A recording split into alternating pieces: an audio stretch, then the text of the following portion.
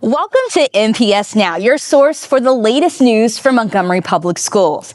In this episode, we are spotlighting the Division of Student Services, highlighting the real-life impact of the Teacher Residency Academy, and celebrating our middle school student athletes.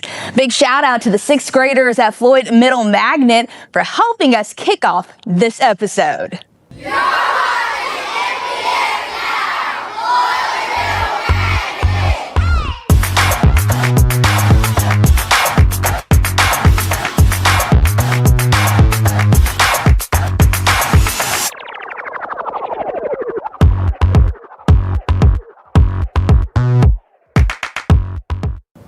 Teaching is more than a profession. It's a calling. And through the MPS Teacher Residency Academy, aspiring educators are gaining the skills and confidence to make a lasting impact in the classroom. We visited Danley Elementary School to meet one graduate who's doing just that. Inside this second grade classroom at Danley Elementary, you'll find Miss India Richardson, an MPS Teacher Residency Academy graduate, now in her third year of teaching. What sound does that make? I teach all the subjects. I'm self-contained. So I teach second grade, and this is my third year teaching. Richardson says her experience in the Teacher Residency Academy prepared her with the knowledge and confidence to manage her classroom and connect with students. It has taught me the art and science of teaching, and it's given me practical strategies that I can apply to my classroom. It taught me about the different levels of understanding and how to engage with the student. The program doesn't just prepare teachers to teach, it helps them stay. Danley Elementary Principal Andrea Sewell says the program has strengthened her school's culture and teacher retention. So for Danley, we've put several teachers in the last 2 or 3 years through the residency, and we've been able to sustain several of those teachers. So the teacher retention rate is higher. I think the burnout for those teachers come a little less because they do have that area of support. For Miss Richardson, the impact she hopes to make extends far beyond academics. I hope the impact I can make on my students when they leave is that they are confident to do anything that's put right in front of them. I hope to give them the 21st century skills they need to be successful, such as collaborating, communicating, and cooperating with others. So I just want my students to be the best version of themselves when they leave my class. With teachers like Miss India Richardson leading the way, the MPS Teacher Residency Academy is shaping the next generation of educators and ensuring student success for years to come. Keeping our schools safe and supportive takes teamwork, from staff and students to parents and community partners. That's why our next story focuses on a team dedicated to the whole child. The Division of Student Services serves as an umbrella for the many programs that ensure every child in MPS is supported academically, socially, and emotionally. Associate Superintendent Dr. Kathleen Williamson says her team focuses on meeting the needs of the whole child, from health and counseling to behavior and family outreach. Through strong community partnerships, the division provides access to mental health support, food assistance, transportation, and even homebound instruction for students facing medical challenges. Dr. Williamson says the goal is simple: to ensure every student and family feels supported, valued, and connected to success. We're able to bridge the gap, if you will, to help children overcome, and families overcome, some of those struggles so that we can make their school experience as normal as we can. We could not do this without teamwork. We have community partners that work with us to provide mental health services, to provide counseling services, in addition to what we have available within the district. We have partners who work with us so that our children can have bus passes, or families can have bus passes, so that we have a great partner that provides food services for us. So if a family is struggling with a little bit of food insufficiency, we can provide bags on a regular basis without anyone knowing, without bringing any attention to that family, just working with them to stand in the gap. Dr. Williamson says her goal is to keep strengthening partnerships and make the division a true hub of care and collaboration for MPS families. At MPS, success doesn't just happen in the classroom. It's also on the field. Let's take a look at our middle school athletes who are showing teamwork, dedication, and school pride every game. I am joined now by one of our very own, LaKendrick Larkin. He is the digital media specialist. You and our entire communications team have done a phenomenal job covering high school sports and middle school sports. Thank you, thank you. And there was a lot of excitement surrounding our middle school sports recently with all of the championships. Break that all down. So right now we've already crowned 3 champions. The first one was Floyd Middle Magnet for volleyball. Then we crowned Southland Middle School Rockets for middle school football. And then we went back to Floyd Middle Magnet for girls flag football. Lots of excitement for not just our student athletes and their families, but also for the coaches, because they're putting in a lot of time to make sure that our student athletes are developed. So talk about a recent conversation you had with a longtime middle school coach. So recently I sat down with Coach Terrence Vaughn over at Brubaker Middle School. He's the athletic director as well as coach, as well as a numerous sports coach. Yeah, we had a chance to sit down and talk about some stuff as far as, how to separate being an athletic director from being a head coach. Here's a little bit of what he had to say. The administrative side, you have to deal with every sport that's going on during that season. You have to make sure that you're not overdoing it with the sport that you coach, because you are the head coach. So you have to make sure that you give that same time to the other sports that's going on. Making sure that they're straight, making sure they have all the equipment they need, making sure that the facility is ready for them when they have home games, or making sure when they travel, they have everything they need as well. So it's hard, but I've been doing it a long time, and I've kind of figured out how to do it. So you can watch this full interview on our website, and as well as all of our social media channels. So it's Beyond the Locker Room, where we elevate the game one conversation at a time. This is super, super exciting for our entire department and for our entire MPS family. Thank you so much for joining us. Thank you for having me.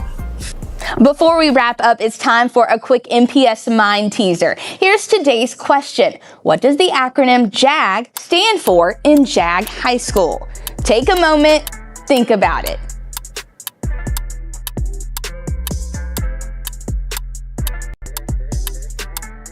If you guessed Johnson, Abernathy, and Gratz, you are correct. The name honors 3 civil rights leaders, Judge Frank Johnson, Pastor Ralph Abernathy, and Reverend Robert Gratz.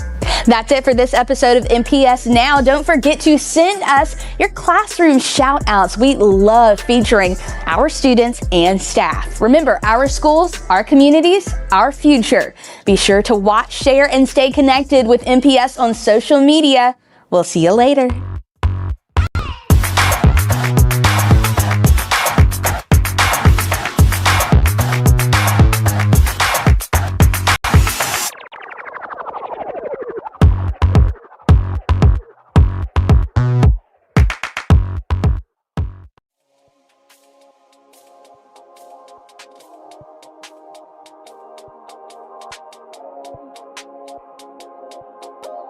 So what does a typical game day look like as an athletic director and the head football coach? Oh man, so typical game day is you get here, if it's a home game, make sure all the concessions, that's the first thing I do, is make sure the concessions are ordered. Make sure the field is lined off. Make sure you have all your markings on the field. And then you come inside, you make sure all the uniforms, which we pass out the day before, make sure all the kids have their uniforms. You kind of go over the game plan again with your coaches. Most of my coaches don't work here, so we're in text message or group chat. We make sure the headsets are done. Make sure the visitors have everything that they need on their side as well. The administrative side, you have to deal with every sport that's going on during that season. You have to make sure that you're not overdoing it with the sport that you coach, because you are the head coach. So you have to make sure that you give that same time to the other sports that's going on. making sure that they're straight, making sure they have all the equipment they need, making sure that the facility is ready for them when they have home games, or making sure when they travel, they have everything they need as well. So it's hard, but I've been doing it a long time, and I've kind of figured out how to do it. My long-term vision is to make every student that plays sport here a student athlete. That's the biggest thing. We want them to win. One of our mottos is winning matters. And when we say winning matters, we're not just talking about on the field. We want to teach them how to win in the classroom, how to win at church, how to win in the community. All that is just building great students. That's the first and foremost thing that I'm trying to do, or we're trying to do here, is build great students. The athletic wise, we're just trying to build them for whatever high school that they're going to. So when they get to that high school to play their sport, they already have that building block to make them great athletes. Being that I've done all my years here at Brubaker, including my student teaching, I kind of modeled the way I coach around those guys that was here. Coach Michael Tons, Marty Baker, Dusty Baker. They taught me how to be very organized. That was one of the big things that they showed me what to do. Also, as far as the way they coached hard but fair. And even if you messed up, they wanted you to go 100%, no matter what you did. Now, going later in my life, it's crazy because I still model myself behind those guys. They're still out there coaching, and I'm still learning just from those guys there. My favorite part of my game day, honestly, is looking in the stands and seeing my 2 kids and my wife cheering us on.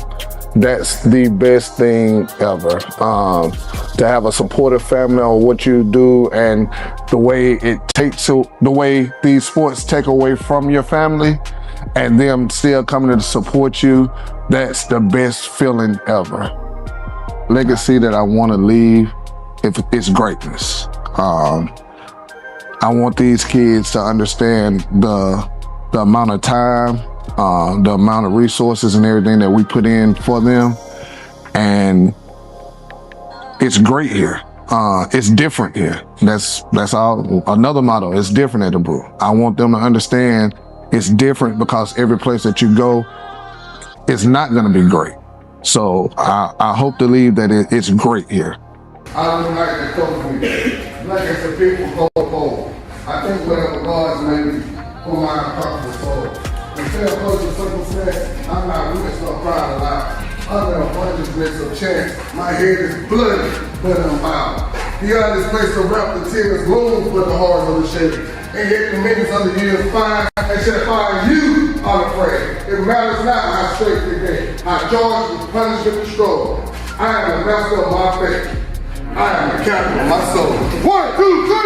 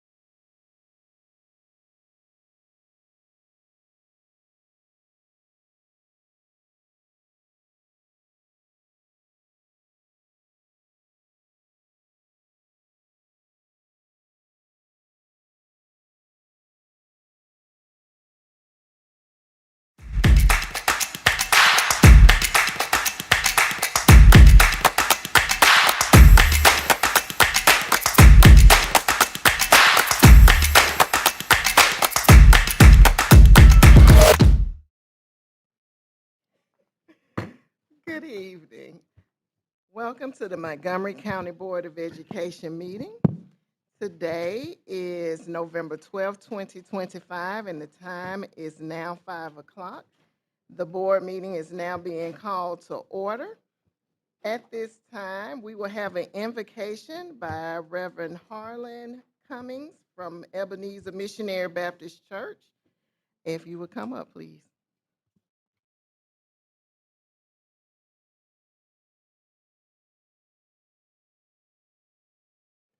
Shall we bow? Eternal God, our Father, we thank you now for your grace. We thank you for your mercy.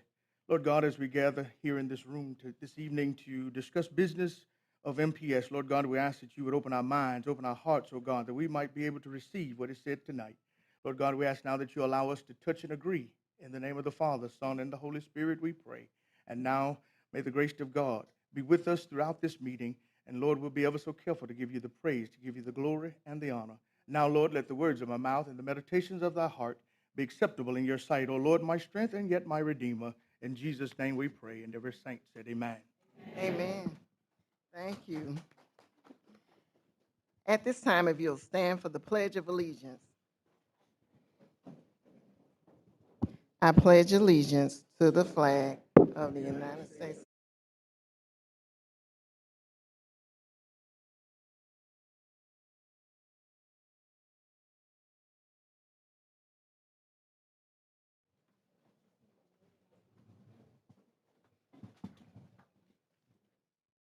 At this time, we have a quorum established.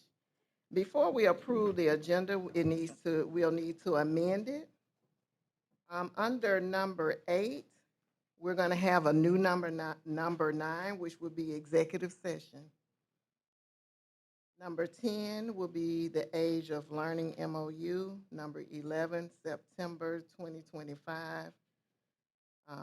Fiscal statement. Number 12, supplemental salary schedule.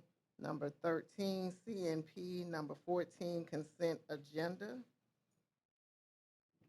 Number 15 will be considered for approval, and number 16 will be the adjournment, if you'll make those corrections.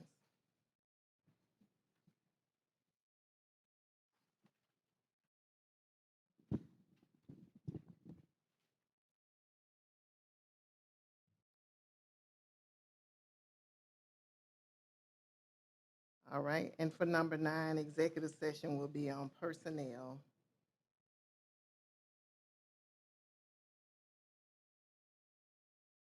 All right. With all those corrections, is there a motion to approve the agenda? Madam President, I move that we approve the amended agenda. All right, is there a second to approve the amended agenda? I second it. It has been motioned and properly second. Is there any discussion? Hearing none, all those in favor of the amended agenda do so by a showing of hands. It is unanimous. Thank you. All right, the next agenda item will be board remarks. And somewhere, well, let me just say that it has been a pleasure to serve as the board chair. It is exciting to see so many things transpiring in the district. There is a renewed focus on providing a rigorous education for all students. The leadership has thus far shown that with the vision and hard work that goes beyond him and his staff, there is nothing that Montgomery County Public School children cannot accomplish. As we know, the board is the key element to that success.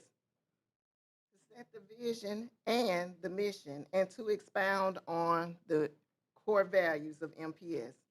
This board has committed to that and to the work. During this tenure, the board has held 3 retreats focusing on team building, roles and responsibilities, goals, academic achievement, parental engagement, special education, finance, updates on the superintendent's transition plan, and many, many other things. We have worked as a team to position MPS as a beacon that lives up to its legacy. Board, we have witnessed our students do amazing things that allows them to continue now and in the future to be the leaders that we know they are.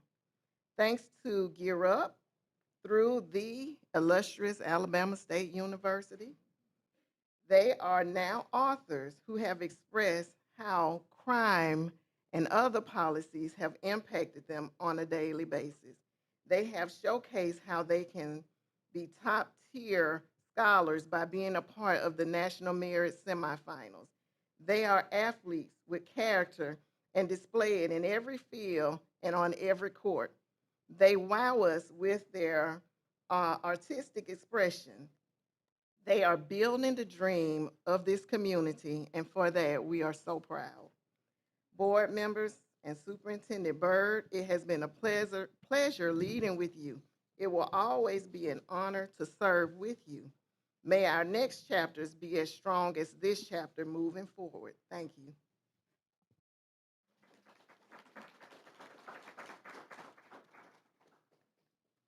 And at this time, we'll have remarks from the superintendent. Thank you, Madam President. Good evening, board members, faculty, staff, families, and members of the Montgomery community. As we move deeper into the school year, I continue to be encouraged by the incredible work happening across our district. Each day, I see examples of progress, perseverance, and purpose in our classrooms, in our offices, and in our communities. Over the past several months, Montgomery Public Schools have remained focused on three core priorities: strengthening academic achievement, improving operational efficiency, and building a culture of excellence across every school. First, I want to highlight our academic progress. This week, the Alabama State Department of Education will release report card results. And while the data is still embargoed, I'm proud to share that MPS has improved. The details will be revealed tomorrow. While there is still much work to be done, this improvement shows that our focus on instruction, attendance, and student engagement is beginning to yield measurable results. I want to thank our principals, our teachers, our support staff for their tireless efforts on behalf of our students. Second, I want to acknowledge the work of our transition teams.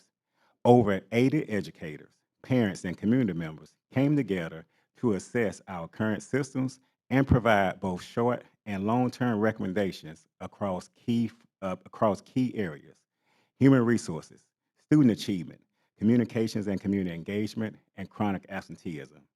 Their work represents the completion of Phase 2 of our improvement process and sets the foundation for Phase 3, the development of our new strategic plan, which will define our goals and our measurable actions over the next several years.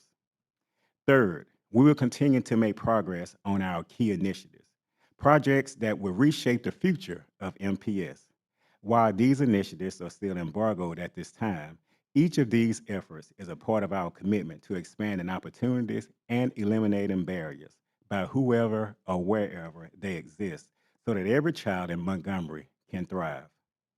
I'm also especially excited about tonight's meeting because I have the opportunity to welcome representatives from our high schools who will serve on the superintendent's student council. This talented group of scholars will provide student voice and perspective as we shape district policies and initiatives. I look forward to working alongside them this year and hearing their ideas on how we can make Montgomery Public Schools even stronger. Finally, I want to recognize the extraordinary work happening in our schools every single day, from our student athletes and fine art performers to our teachers and leaders who give their all to ensure that our students that they have access to the very best education. Their energy, passion, and commitment remind us of why this work matters. As I said before, progress in public education doesn't happen by accident. It happens through purpose, persistence, and partnership. Montgomery Public Schools is on the move, and with your continued support, we will make this district one that every student, family, and employee can be proud of. Thank you for your trust, your partnership, and your belief in the transformative power of public education. Together, we are moving MPS forward, one child, one school, one community at a time. Thank you.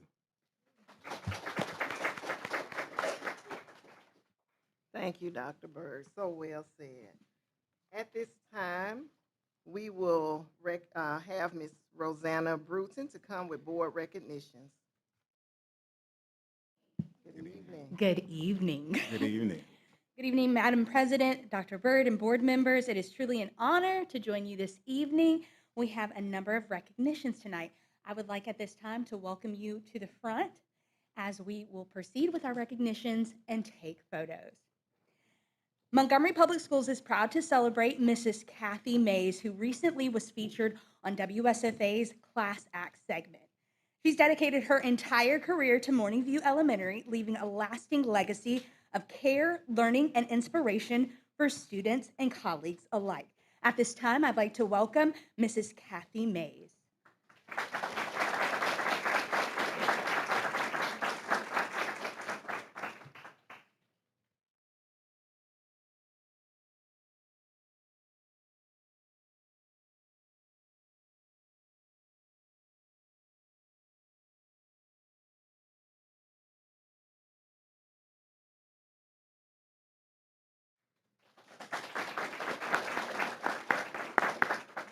Mrs. Mays is the second MPS educator to be recognized on WSFA's Class Act this school year.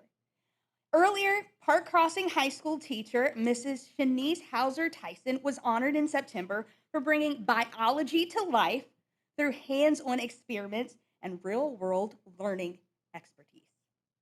I'd like to welcome Mrs. Hauser-Tyson.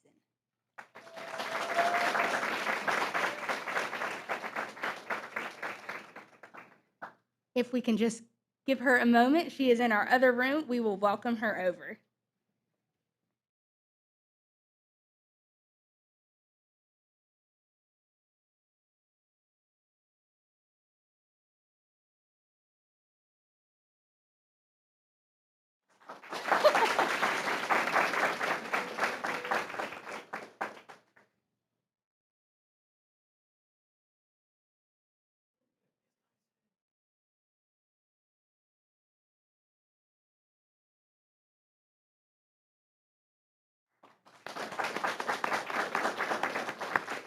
MPS applauds these outstanding educators for their commitment to excellence and the positive impact they make in our classrooms every single day. I also want to point out, I know that we have other folks in our overflow room. So at this time, if there is anyone with Forest Avenue, McMillan, or Bear, they can make their way over as we flow into our next recognition. Montgomery Public Schools is proud to announce that 3 of our elementary schools have been ranked among the top 50 best elementary schools in Alabama by U.S. News and World Report. Forest Avenue Academic Magnet reclaimed the #1 spot in the state. Bear Exploration Center and McMillan International Academy also earned places on this prestigious list. First, I would like to welcome Forest Avenue Academic Magnet. Those who are here with that school is led by Principal Brandy Moody.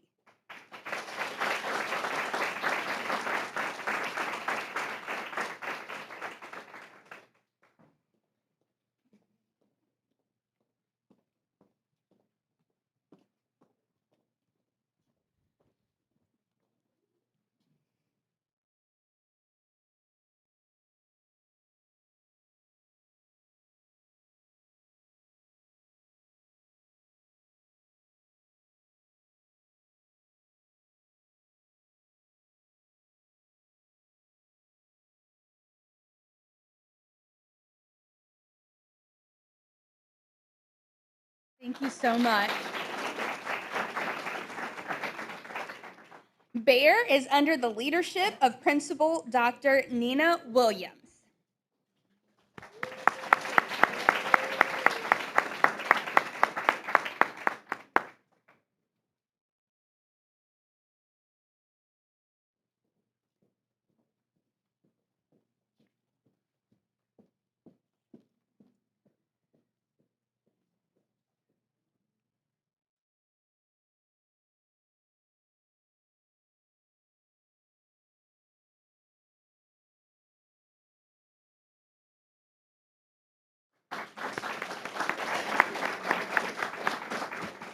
And Macmillan International Academy is led by Principal Rosalind Posey Brown.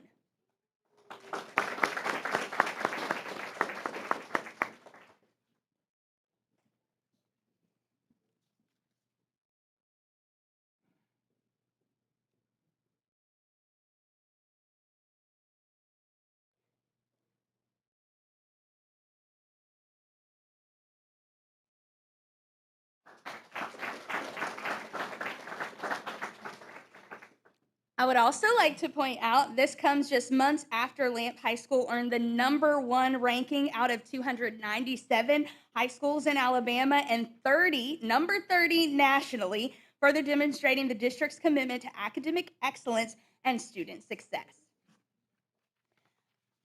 All right, we have some amazing MPS students who shined during the ASU Gear Up book launch.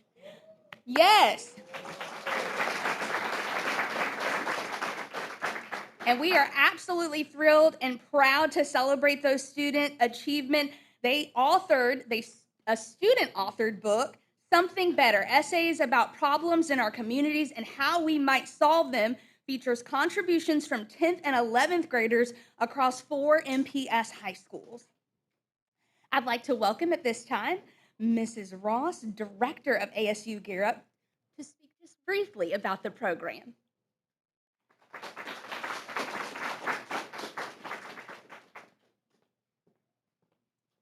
Good afternoon. Thank you so much for having us today. And on behalf of our 15th president, Dr. Quentin T. Ross, thank you again for having Alabama State University Gear Up partner with you with Montgomery Public Schools with your 10th and 11th graders this year. The Gear Up program is a program that provides academic support services in mental health. We provide services across the board, academic support services across the board for the students. We provide various programming, ACT prep programming. We have programs starting, Study Smart Tutors that's coming into the schools for the students now. So we're working with this cohort of students, and we'll be working with them until they graduate high school and go into their first year of college. So these programs that we offer are of no cost to the students with Montgomery Public Schools, and we just want parents and students to be a part of it, take part in it, and this is one product of what these students that were at that time, 9th and 10th graders, were able to accomplish. So we have some copies for some board members. We've already provided a copy for you, Dr. Board, but we can provide more. We will be having a launch. We'll be moving around to the schools in the coming weeks to provide copies for every library. Thank you. And at this time, if we can have Mrs. Ross, along with those students who are able to attend this evening, take a photo with our board and our superintendent.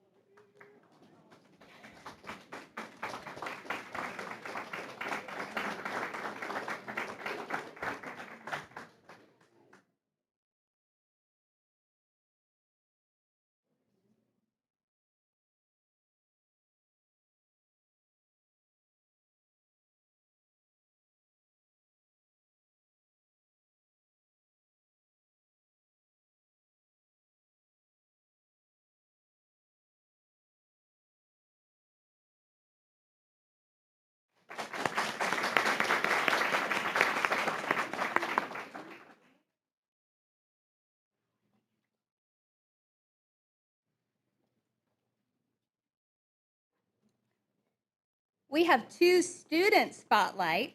Montgomery Public Schools is proud to recognize Emmanuel Wood, a senior at Booker T. Washington Magnet High School, and a dancer with the Alabama Dance Theater who was recently featured on WSFA. Emmanuel's journey in dance began at a very young age, and since then he has earned scholarships, performed nationally, and attended prestigious summer intensives, turning his passion into remarkable achievements. Montgomery Public Schools celebrates his dedication, talent, and the recognition he has received for representing our district so well.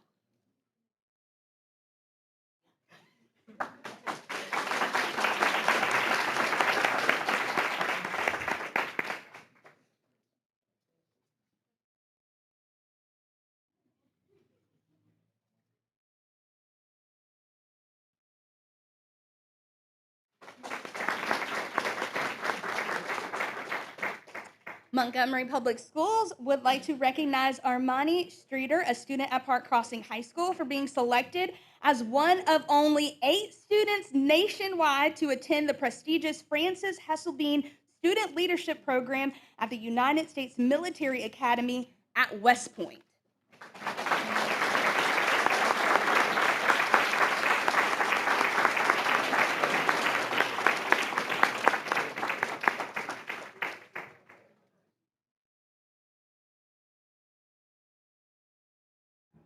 She attends Park Crossing.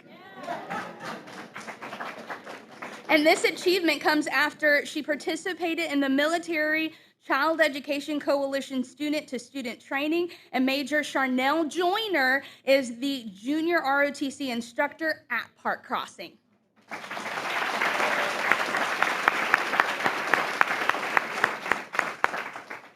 At this time, I'd like to welcome our marketing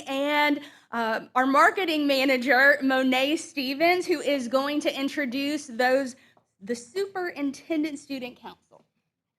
I came right on time, too.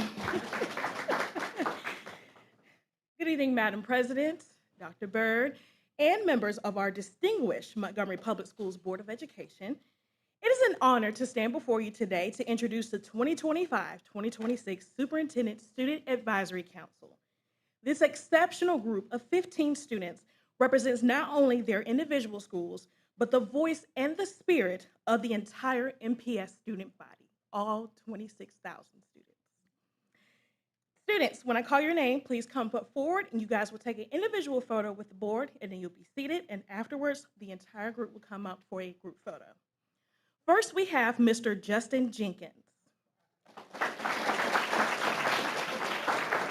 Justin is a senior at Percy Julian High School, where he serves as a dedicated ROTC cadet and an officer at the Student Government Association.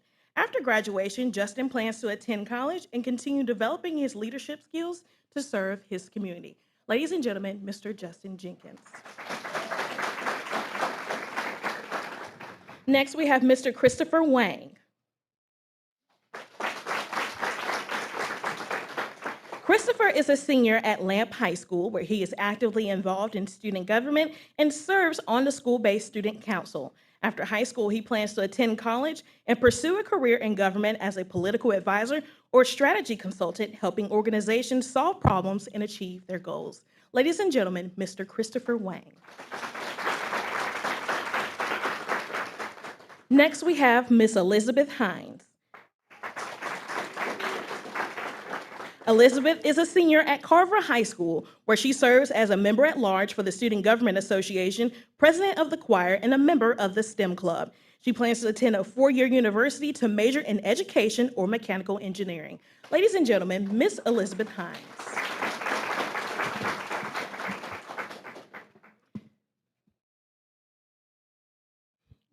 Next, we have Miss Malia Meeks. Malia is a senior at Park Crossing High School, where she serves as a senior class president and as a starter on the reigning 6A state championship basketball team. After graduation, Malia will attend Troy University, where she plans to major in criminal justice and pre-law while continuing her basketball career. Ladies and gentlemen, Miss Malia Meeks. Next, we have Miss Xavier Yates. Xavier is a senior at Johnson Abernathy Gratz High School, where she volunteers at the YMCA of Montgomery and participates in Impact. After high school, Xavier plans to pursue a career in psychiatry and advocate for mental health awareness. Ladies and gentlemen, Miss Xavier Yates. Oh, we skipped over a couple. Next is Miss Ari Portis. Ari is a sophomore at Booker T. Washington Magnet High School. She is active in numerous organizations, including Coral Magnet and Women in Training. After graduation, Ari hopes to attend Howard University to strengthen her leadership skills and continue serving her community. Ladies and gentlemen, Miss Ari Portis.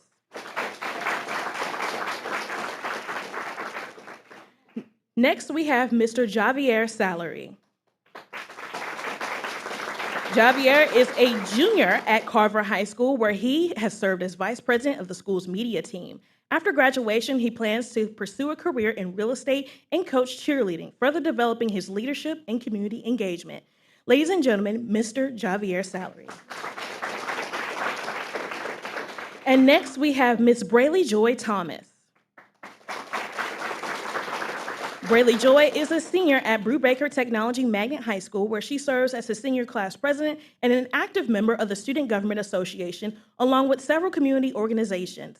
After graduation, she plans to attend Howard University to major in health science and minor in psychology. Ladies and gentlemen, Miss Brayley Joy Thomas. Next, we have Miss Faith Brown. Faith is a senior at BrewTech as well, where she serves as the president of the HOSA chapter for future healthcare professionals and is an active member of SGA and Fellowship of Christian Students. She interned at Jackson Hospital in the cardiology department and surgery centers over the summer. After high school, Faith plans to become a cardiologist, advocating for healthy lifestyles. Ladies and gentlemen, Miss Faith Brown. Next, we have Mr. Carson Chambray. Carson is a junior at BrewTech, where he serves as a ambassador and competes on the track team and is active in several organizations, including Jack and Jill of America. After high school, he plans to attend a four-year university to major in finance. Ladies and gentlemen, Mr. Carson Chambray. Next, we have Miss Jemiah Brown Wright. Jemiah is a senior at Jag High School, where she's involved in art club, theater, yearbook, and the Honors History Club. After graduation, she plans to attend Indiana University of Pennsylvania, where she will major in mechanical engineering. Ladies and gentlemen, Miss Jemiah Brown Wright. Next, we have Mr. Lorenzo Bearden. Lorenzo is a senior at Park Crossing High School, where he serves as an ROTC cadet and a captain of the robotics team. After high school, he plans to attend Auburn University through his ROTC program and enlist in the Air National Guard. Ladies and gentlemen, Mr. Lorenzo Bearden. And Miss Bailey Braxton could not make it tonight, but we will go ahead and say her bio. She is a senior at Booker T. Washington Magnet High School, where she serves as the president of Future Business Leaders of America and president of the National Honor Society and secretary of her senior class, among with many other roles. After graduation, Bailey plans to attend a four-year university to major in political assignment. Let's give her a round of applause. We got two more. Next, we have Miss Trinity Watts Knuckles. Trinity is a senior at BrewTech as well, where she serves as the president of the Student Government Association, a ambassador, and a member of the varsity girls golf team, and a manager for the girls basketball team. She's also active in multiple community organizations. After high school, Trinity plans to attend Howard University to major in political science. Ladies and gentlemen, Miss Trinity Watts Knuckles. And last but certainly not least is Miss Jennifer Stanton. Click it one more time. Click it twice. Click it twice. There we go. Jennifer is a senior at BrewTech, where she's involved in DECA, HOSA, and several national honor societies.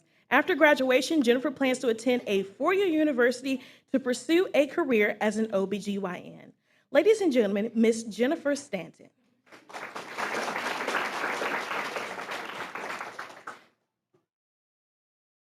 And at this time, will the Student Council please stand and get a group picture with the Board of Education?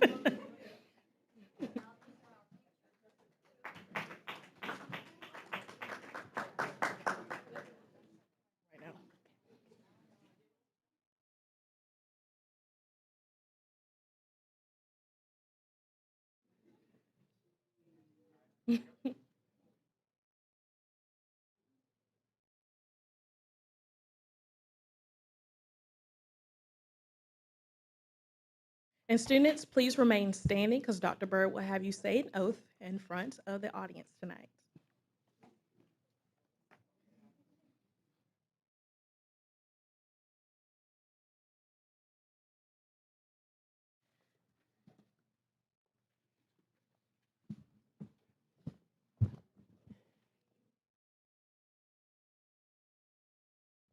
Students, as members of the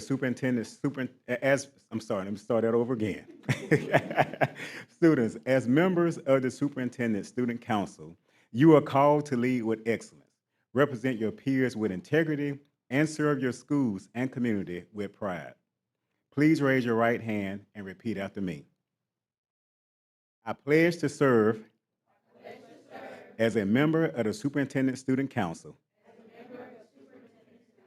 with integrity, respect, and purpose. I will use my voice to uplift my peers. I will listen before I lead and represent every student with honesty and fairness. I would embody the values of MPS, striving each day to be my best and bring out the best in others.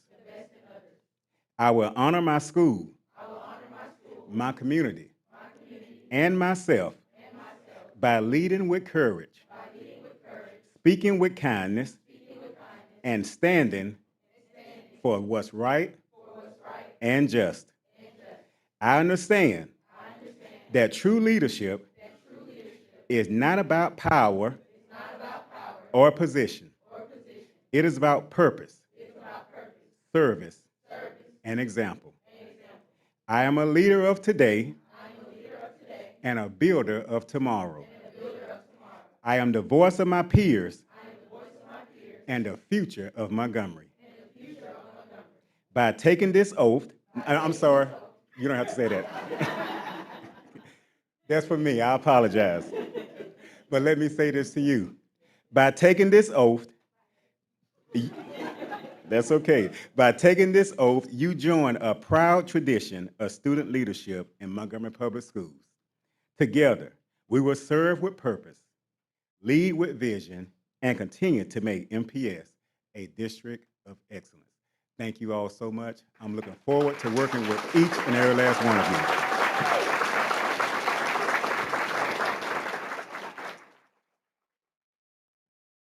And that concludes our board recognitions, ladies and gentlemen.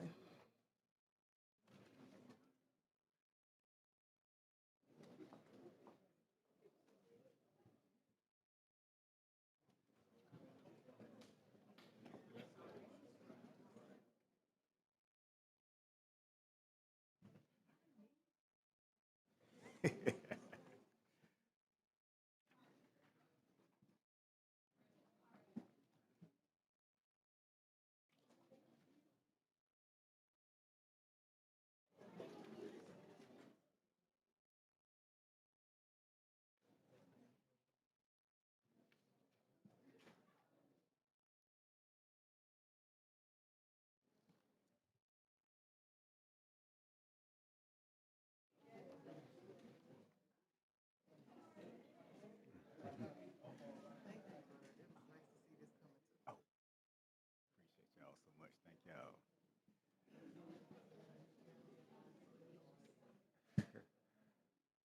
That is just about cleared the room.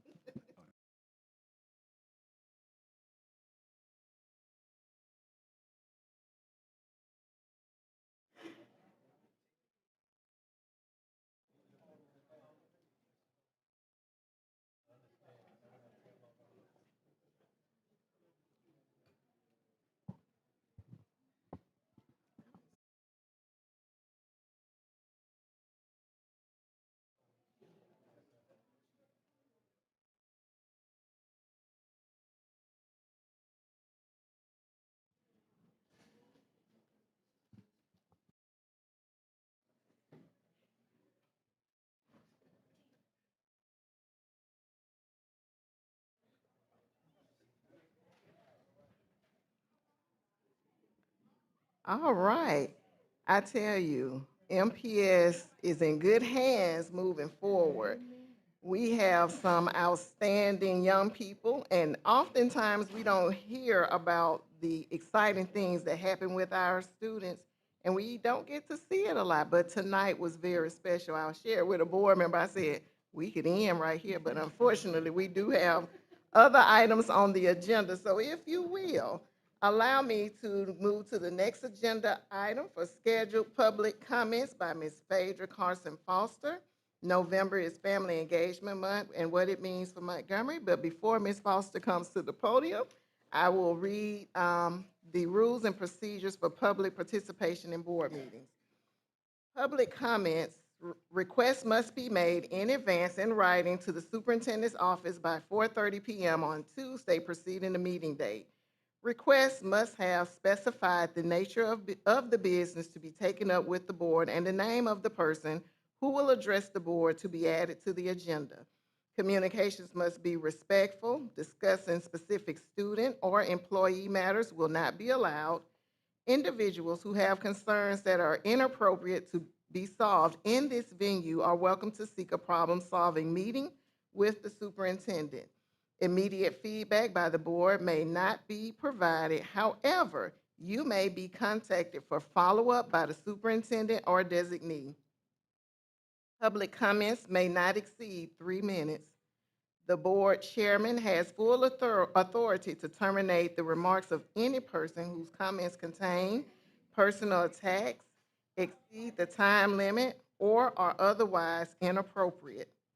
A speaker may be considered disruptive who continues to speak when their allotted time has ended, when asked to stop speaking by the board chair, or is otherwise inappropriate. If a person fails to comply when asked to terminate comments, he or she will be escorted to their seat, out of the auditorium, and/or off of MPS property, depending on the level of disruption. So, Ms. Carson Foster, at this time, the floor is yours.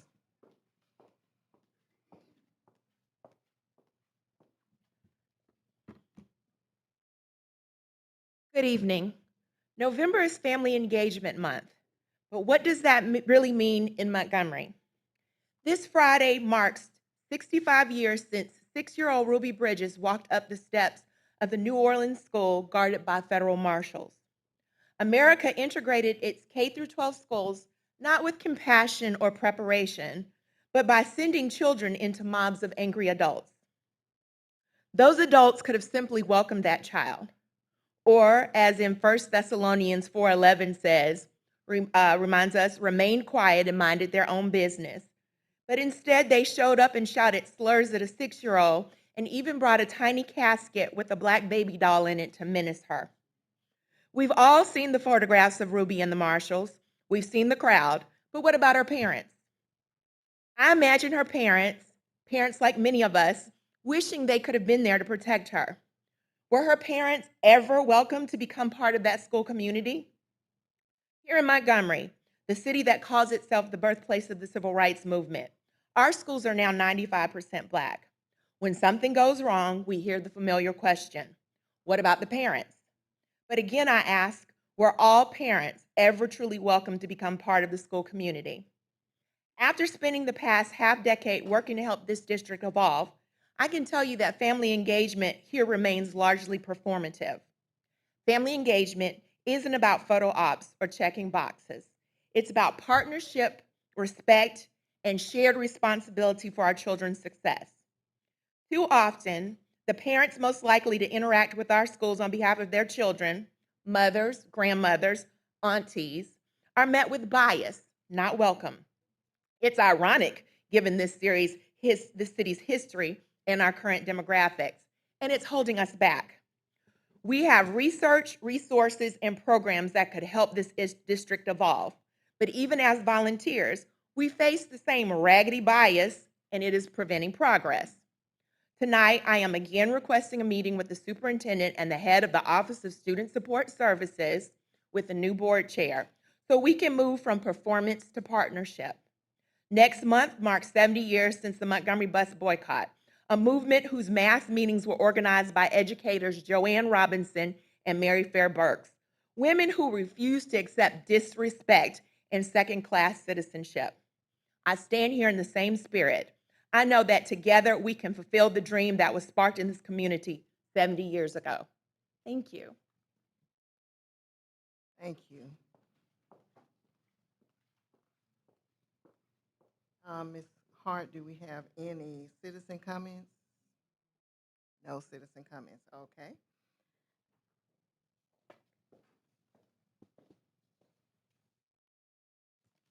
At this time, we have on the agenda to go into executive session where no votes will be taken. Is there a motion to, and we should be back there about how long, Mrs. Attorney Powell? Let's say approximately 30 minutes. Okay. And this will be an executive session on personnel, correct? That is correct. Okay. So the board will now go into, upon a motion and approval of the board, we'll go into executive session for personnel, I'm sorry, it scared me, for personnel for approximately 30 minutes. Is there a motion to go into executive session? Madam President, I move that we go into executive session to discuss personnel matters. Is there a second? All right, it has been motioned, properly motioned and second. Is there any discussion?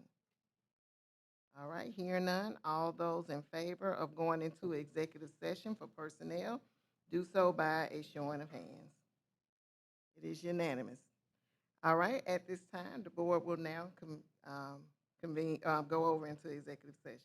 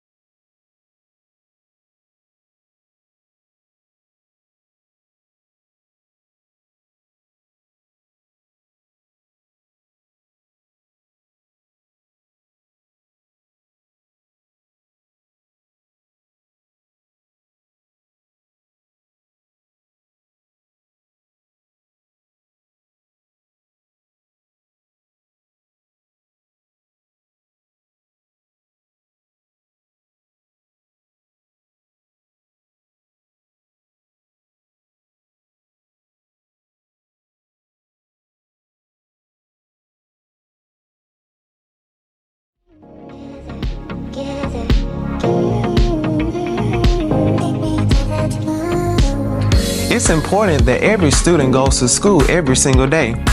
That's right, every single school day. Because face it, if we don't come to school, how will we prepare ourselves for our futures? I want to be prepared for the future, so I'm making sure I go to school every day. Parents, did you know that if a student misses at least 2 days of school a month, they've missed at least 20% of classroom instruction? And missing that much of school without a valid reason causes students to fall behind academically. Let's work together to ensure students are present in the classroom. Together, we can do this. Because it's our future. It's our future. And our future impacts our communities. Let's be present together, MPS.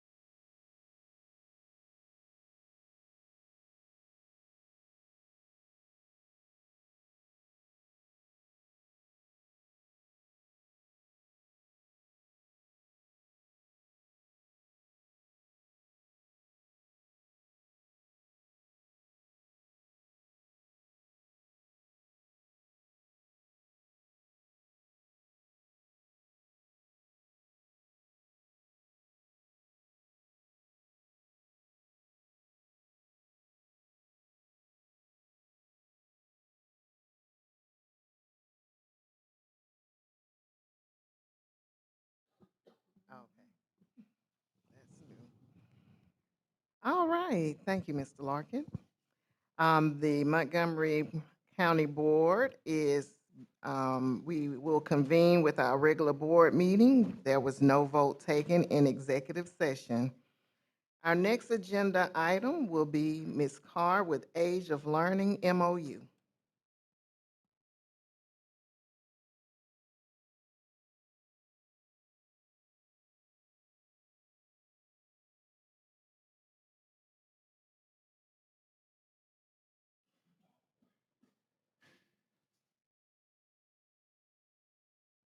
Afternoon.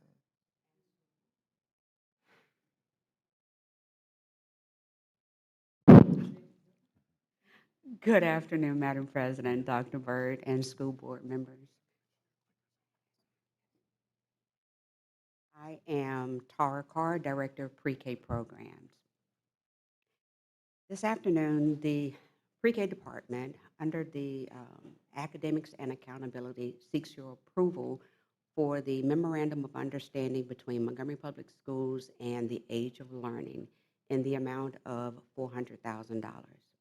And might I add that $400,000 will come from state legislators.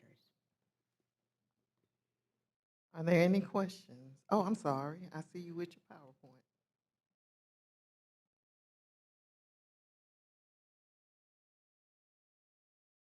Please forgive me.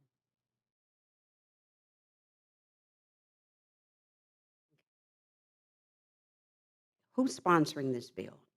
Senator Orr wrote the bill, and he stands on a committee with Senator Kurt Hatcher and Representative Kelvin Lawrence and others. They are the primary sponsors of this bill and serve on the committee together.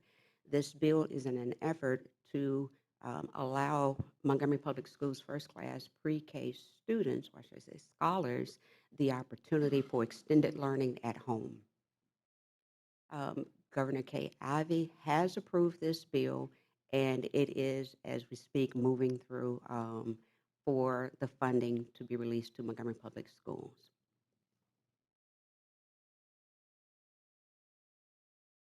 The two components of the Age of Learning program is my Math Academy and my Reading Academy. And I'll first give you a brief overview of the Math Academy. The My Math Academy is designed to strengthen our pre-K scholars' early math skills in order for them to be successful. This program is an adaptive program, which means that as the students are engaged in the program, it adapts to their learning ability. And in turn, it helps them strengthen their math skills to be successful later on in their educational journey. Research has stated, or shown, I should say, over 5 hours over the course of 12 to 14 weeks, students' math skills have increased using this program. And again, that's only 5 hours over the course of a 12 to 14 week period. The My Reading Academy, it is a program that is, excuse me, a reading program that offers explicit and systematic instruction in phonemic awareness, phonics, fluency, vocabulary, and comprehension. The program uses engaging games, interactive activities, and rich digital content to make learning enjoyable and effective.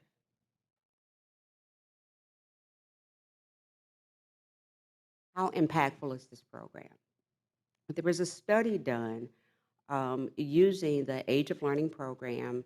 The students were using the program for no more than 30 minutes per week.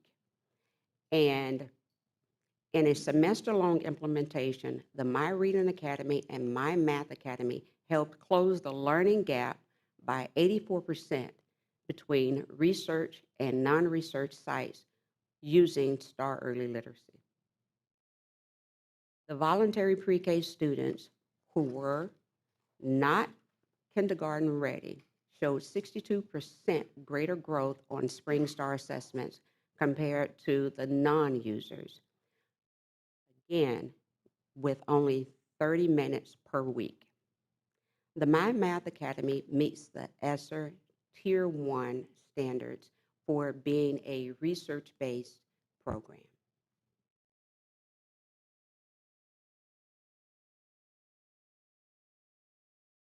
Finally, learning that continues beyond the classroom. For Montgomery Public Schools, the program is will be designed to extend learning beyond the classroom, giving students and families access to high-quality research-based reading and math support at home. Students can continue developing essential skills during school vacations, during our summer program, and again, parents can work with them at their leisure in the afternoons. This will help prevent learning loss, ensuring consistent readiness growth throughout the year. And on behalf of the pre-K department, we are again seeking your approval.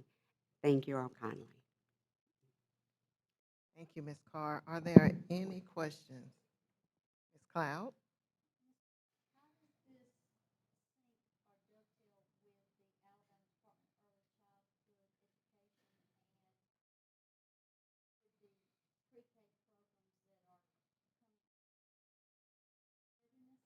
Alabama School Readiness. Can you restate that for me, please? Your question. Sorry. How does this sync with the Alabama Department of Early Childhood and the pre-K programs that they have people to come in and set up classrooms for pre-K, pre-3, pre-K, and they come in and they develop the classrooms, they get the teachers ready. You know what Yes. department I'm talking Yes. about. How does that sync with that? Well, actually, they will work hand in hand. So this is a support. So parents will be able to use it at home during our winter breaks, summer vacations. So they'll be able to use it as support. So when we get our teaching strategies gold assessment results, parents can use the results when they look at the strengths and weaknesses of their students in the areas of the math and reading, early reading literacy. They can use those results and tailor that program to the areas of deficiency for the child. And parents will be receiving professional development on doing just that. Sort of like parents as the first teacher. Yes. Are there any other questions? I did have one. Will this also be something, and I asked this question because I remember this past summer, a parent who I think child may have gotten accepted into the pre-K program, wanted to know if there were some things or tools they could use to kind of get them ready before they went there. Will they be allowed to use this as well, or do they have to actually be enrolled? They will have to actually be enrolled. Okay. Yes. All right. Thank you. Any other questions? Thank you, Ms. Carr. Thank you.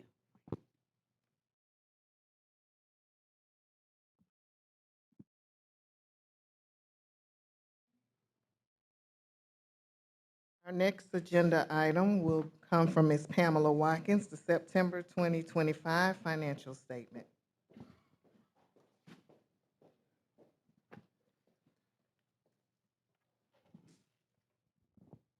Good evening, Dr. Byrd, Board President Smith, board members. You should have in front of you the financial report for September of 2025. September represents the last month of the fiscal year, so I will do somewhat of a slight wrap-up of our fiscal year. You also have the explanation of the financial data for the general fund, which provides a statement and an overview of the financial status specific to the general fund. There is a snapshot analysis, which we'll focus on. That is a high-level summary of the district's financial position as of September 30. You also have the general fund balance recap, the monthly percentages. So since we're at the last month of the fiscal year, we are at 100% is what we would expect the expenditures to be if we budget it correctly. You also have the monthly and annual comparative statement of revenues and expenditures, statement of cash flow, and the pie chart, which is a visual. And then you have the F reports, which are the reports, information that is uploaded to the State Department and provides us the information that's presented in the F reports. I'm going to do this a little bit differently this month just because it is the last month of the fiscal year. I want to kind of talk briefly about our financial information snapshot analysis. As you will see, our budget compared to percentage of budget revenues ended at 107%. Expenditures ended at 102% of budget. You'll see that our local revenue comparison is pretty consistent. And then our revenues, our general fund balance analysis compared to the prior year was about $1.3 million less than last year, with our required one-month fund balance ending at $25.6 million. As we ended the fiscal year, just a couple of highlights to wrap up the fiscal year for Montgomery Public Schools. During the first quarter of fiscal year 2025, Montgomery Public Schools received a 3-notch increase in its credit rating, marking one of the district's most significant financial accomplishments in recent years. This improvement reflects the district's ability to manage the finances responsibly, sustain operations through careful planning, and maintain the confidence of external financial institutions and rating agencies. Contributing factors to that upgrade were several things, including our growth in revenues, careful expenditure controls, our conservative budgeting, and monthly budget monitoring. The growth in revenues was the fact that the district had successfully built and maintained reserve levels exceeding the required one-month fund balance that is required by the state for some consecutive years.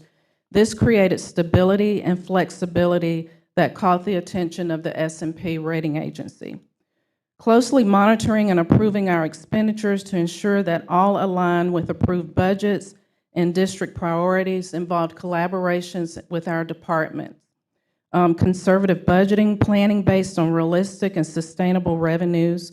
And one of the other things that S&P pointed out that will be a goal for upcoming years is planning a forecast information, something that we don't currently do, but something that I would like to implement for our department. Monthly budget monitoring includes regular board meeting updates, recognizing variancing analysis, and assessing spending patterns to identify the potential issues early. So making sure that we keep an eye on those things. In addition to these pointed notations from S&P, we continue to maintain collaborative communication, which includes ongoing discussion with our district leadership and ensuring awareness and accountability for financial decisions, as well as providing transparency and accountability by presenting the monthly financials information to the board and publicly sharing that information on the district's website, reinforcing the trust and openness of the stakeholders. One of the second achievements that we had during the first quarter of fiscal year 2025 was the district completed the comprehensive analysis of the employee salary schedule and implemented that during that first quarter of the fiscal year.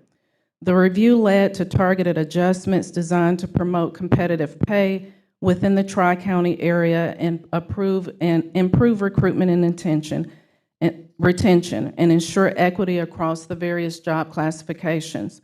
Continual review of those schedules was suggested for the upcoming year. That is one of the processes that I would like to work towards, is reviewing that information to consider that. I think the initial recommendation was that it's reviewed every 2 to 3 years.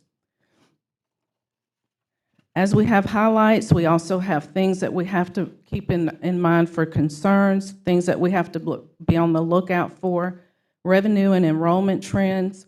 While the district continues to experience gradual decline in student enrollment, which directly impacts the amount of funding received from the state, we currently still remain financially stable due to the additional revenues generated from the ad valorem tax approved by the vote of the community.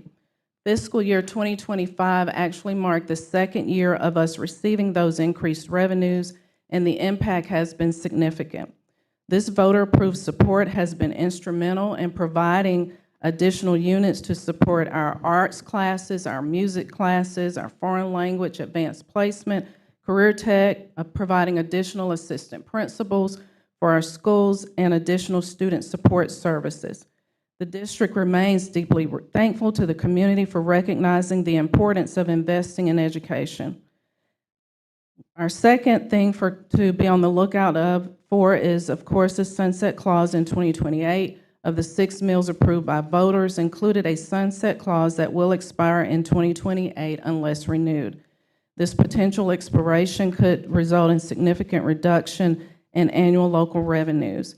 It's important for us to be proactive and that the public can see what we're actually doing with those funds and how we're supporting our students and our teachers with those additional revenues. Of course, any loss in any local revenues will create a significant shortfall for the district. At the close of the fiscal year 2025, the district's general fund balance was at $98.9 million, which represented about 3.86 months in reserves. While the general fund balance was at 3.86 million, 3.86 months, it's important to note that not all of those funds are truly discretionary. The true discretionary local fund balance was $77.3 million, which is exactly a 3-month reserve. The average district reserves across the state of Alabama is 4 months. The state, again, requires just the 1 month. Maintaining reserves at or above the 3-month threshold reflects responsible financial stewardship and positions the district to manage unforeseen costs, revenue fluctuations, and emergencies without disruption to our school operations. In conclusion, fiscal year 2025 marked the 4th year since Montgomery Public Schools emerged from state financial intervention.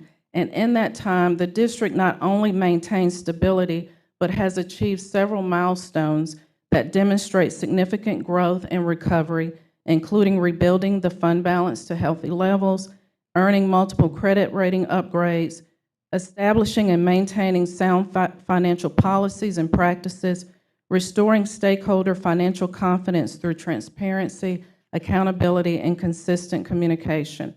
The progress made over the past 4 years underscores the district's commitment to long-term financial health and its ability to balance its fiscal responsibility with educational priorities and goals set forth by the board.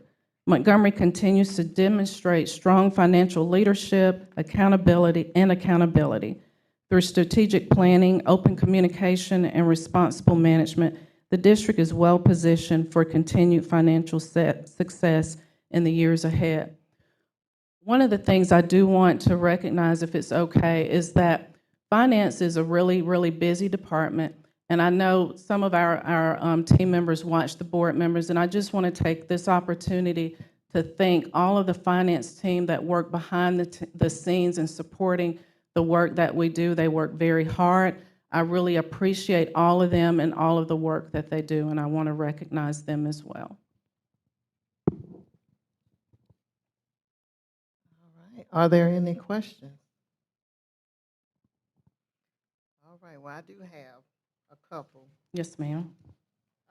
You mentioned the salary adjustments, and I was wondering, you mentioned that we will review them. I think it's every 2 years. Yes, ma'am. And I was wondering, are these salary adjustments that we have now, are they showing that that we're basically getting a return on the investment? And I guess that's you and Dr. Bird, I'm asking this question to, because it's always good to invest in people, but I hope that we'll see a significant return on the investment in the people that we have. Yes, ma'am. And I agree with that. I do know that when the salary study was done, the analysis showed that we really needed to make significant changes in the salary schedule. However, at the time, we understood that we could not do 100% adjustment, which is why we recommended that the salaries be reviewed every 2 to 3 years. Going into fiscal year 2027 would be 2 years since the last salary schedule. I would hope that some analysis and study can be done coming into the next calendar year that could go into effect for fiscal year 2027, which would represent 2 years since or that would actually represent 3 years since the last change, which was in December of 2024. Mr. Byrd, did you have anything?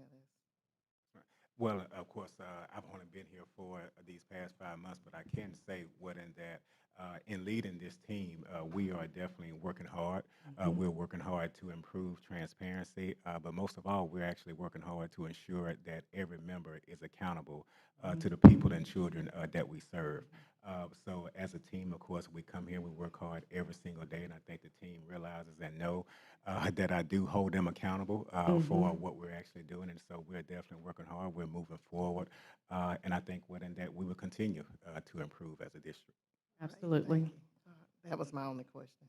Okay, yes, Ms. ma'am. Klein, I'm sorry, Ms. Portis. Just one comment for Dr. Byrd. When we look at this study, one of the things that we didn't do before that I really would like us to think about is to find somebody that knows what this looks like.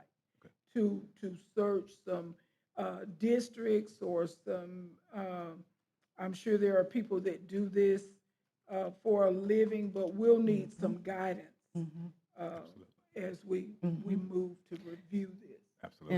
And yes, and Ms. Portis, there is a vendor that has been identified that will be shared that does just that, focuses only on school districts. I think the previous study was a vendor that school districts was not their focus, but this vendor, school districts are their focus. School districts throughout the state of Alabama, Florida, Louisiana, and Tennessee. That's good to hear. Are there any additional questions? All right, Ms. Watkins, you're the next agenda item. Supplemental salary schedule amendment. Yes, ma'am. So I think at the last board meeting,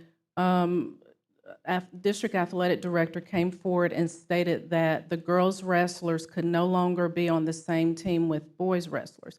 So the supplemental salary schedule that existed only had a supplement for boys wrestling. What has been shared with you is to provide a supplement for a girls wrestling coach for middle school, and then a girls head wrestling coach and girls assistant wrestling coach for high school. This establishment would provide exactly what already exists for boys wrestling coach in the middle school, and then in the high school, there already exists a boys head wrestling coach and a boys assistant wrestling coach. And so the presentation or the request is that we provide the exact same thing for the girls' teams as well. That falls under Title IX. Yes, ma'am.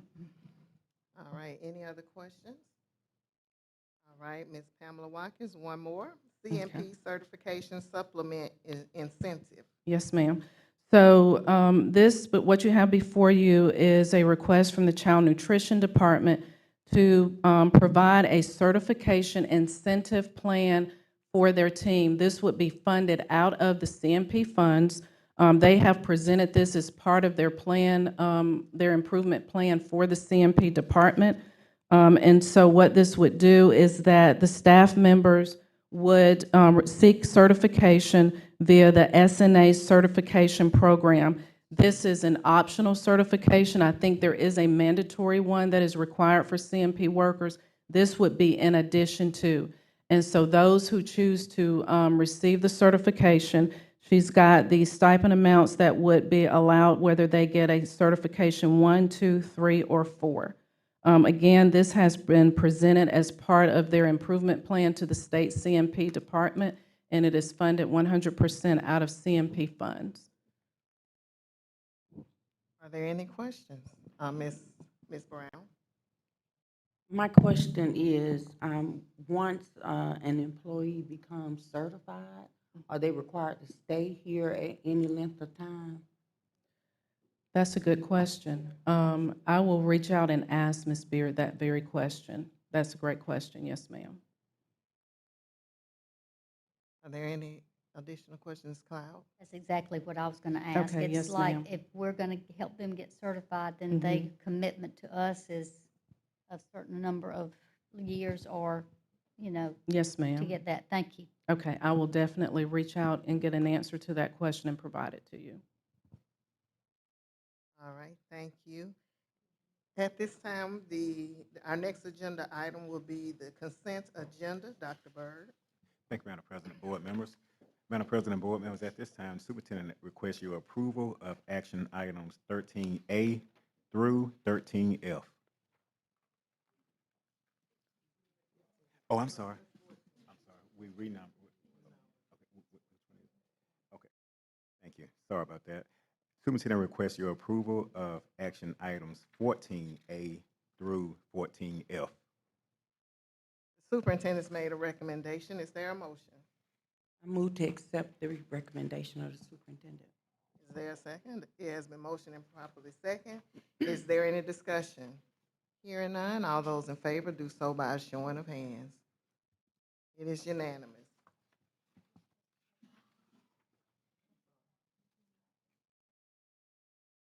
All right, number 15, consider for approval. Thank you, Madam President, board members. Madam President, at this time, the superintendent would like to make an adjustment to the personnel report certified personnel. I would like to, at this time, remove and table item 11.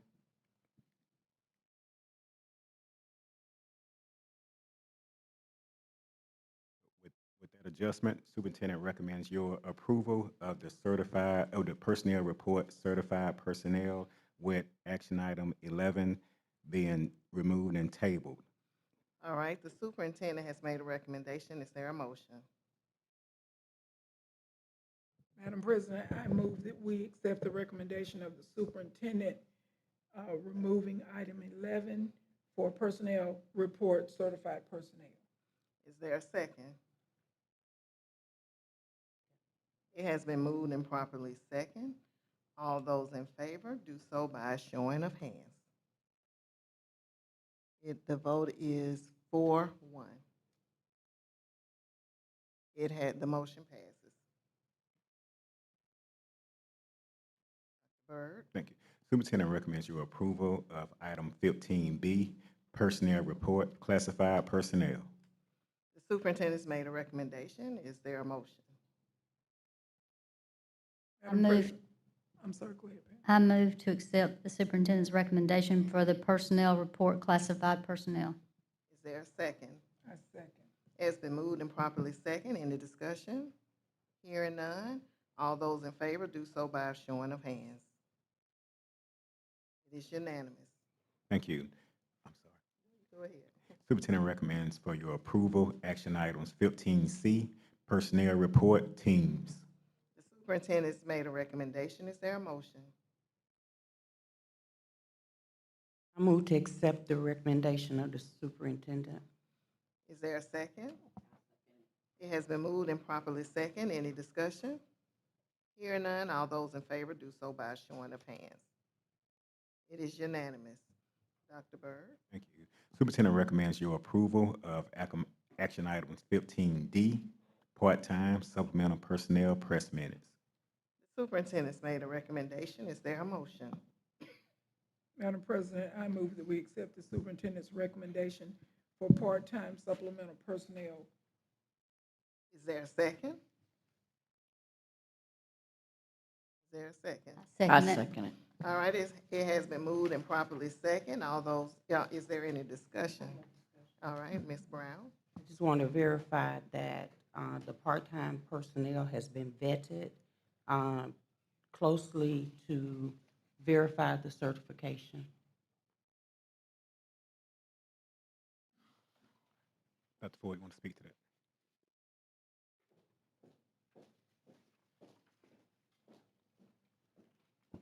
Good evening. Yes, the personnel has been vetted to ensure proper certification for the positions in which we have listed. Ms. Cloud. I'd also like to ask, and this part-time is less than 19 hours a week? Yes, they're less than 19 hours per week as stated in their contracts. And the legacy coach positions may go over, but they're also limited. To what? No more than 26 hours.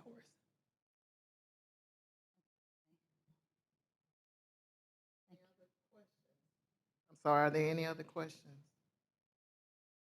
All right, hearing none. The superintendent's made a, thank you, Ms. Ford. Thank you all. Thank you, Madam President.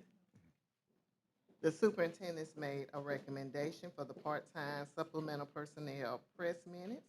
Is there a motion?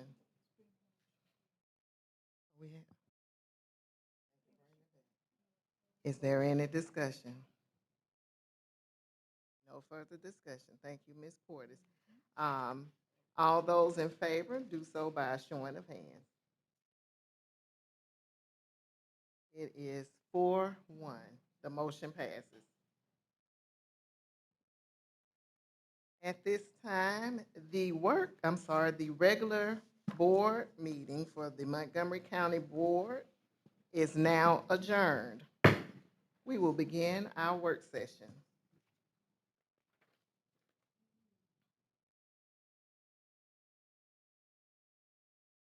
The Montgomery County Public Schools work session is now in session. The meeting is now being called to order. There is still an established quorum. Is there a motion to approve the agenda? Madam President, I move that we approve the agenda. Is there a second? I second it. It has been motioned and properly second. Is there any discussion? Hearing none, all those in favor do so by a showing of hands. It is unanimous. Our next agenda item is received as information from Ms. Laura Penn with Volkert.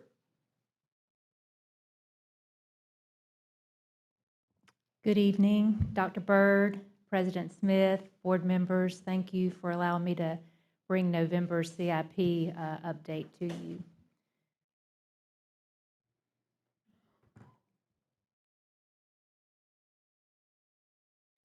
We're going to start with the Percy Julian High School project. We are currently tracking at 13% complete. Go back. There we go. Project progress for this past month, we've got the concrete slab complete for Section A. We've got our contractor currently focused on Section B and C for the next slab pour, tentatively scheduled for the end of the month. We've got structural steel items beginning to arrive this month, and then ongoing installation of underground electrical and plumbing pipe at Section B continues through the month. Also for the excavation of Section E, which is the storm shelter area, that has started for the structural footings. And then just to kind of go through updated aerial photos, here's a view of the campus facing east from the boulevard. Campus view facing north. Again, a campus view facing west.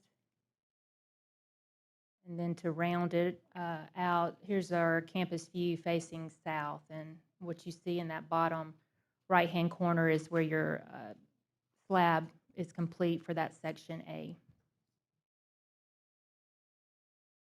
Rolling into South Lawn Middle School.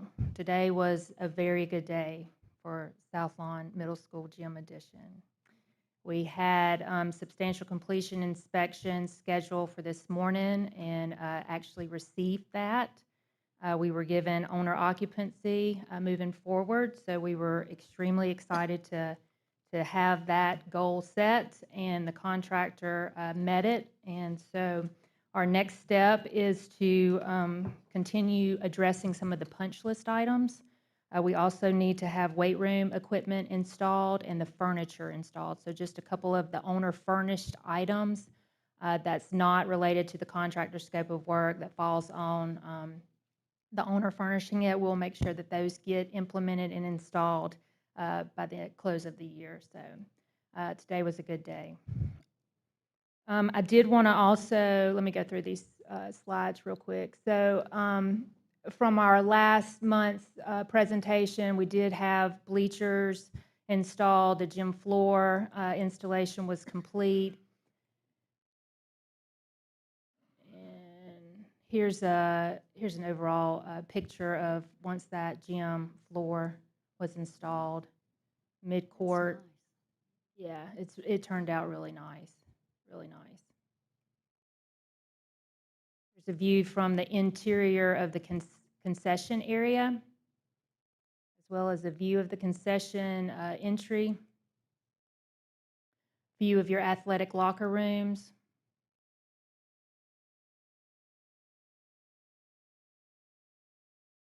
And then lastly, I just wanted to comment, last month I had indicated that we were going to begin advertising for pre-qualifications in the bid for the new Capitol Heights Middle School. That advertisement hit the street this week. And so interested GCs are asked to submit their pre-qualification packet by December 8th. We will review those, vet them, and then we're looking at a pre-bid being held on site at the Percy Julian High School campus on January 8th. And our anticipated bid opening will be held February 19th. So that's what we're looking at. Any questions? Yes, ma'am. Number one, thank you for working and diligently to have South Lawn completed. I was amazed from the time that I visited with you, and Chad sent me pictures, and Chad also sent me pictures from Carver as well. So I was amazed at that. My only question is, do we have an update on the minority business participation? I didn't see it in this slide. I did not include it, Ms. Brown, for this month. I will have it on our presentation for next month. We met earlier this week, and there were some POs that needed to be captured that was not previously included in the slideshow that I sent out last week. And so I just did not want to present information that was not accurate. So I will make sure that you have that next month. Are there any additional questions? All right, thank you, Ms. Penn. Yes, ma'am. Our next agenda item will be the McGraw-Hill subscription renewal of Alex by Dr. Shanice Williams.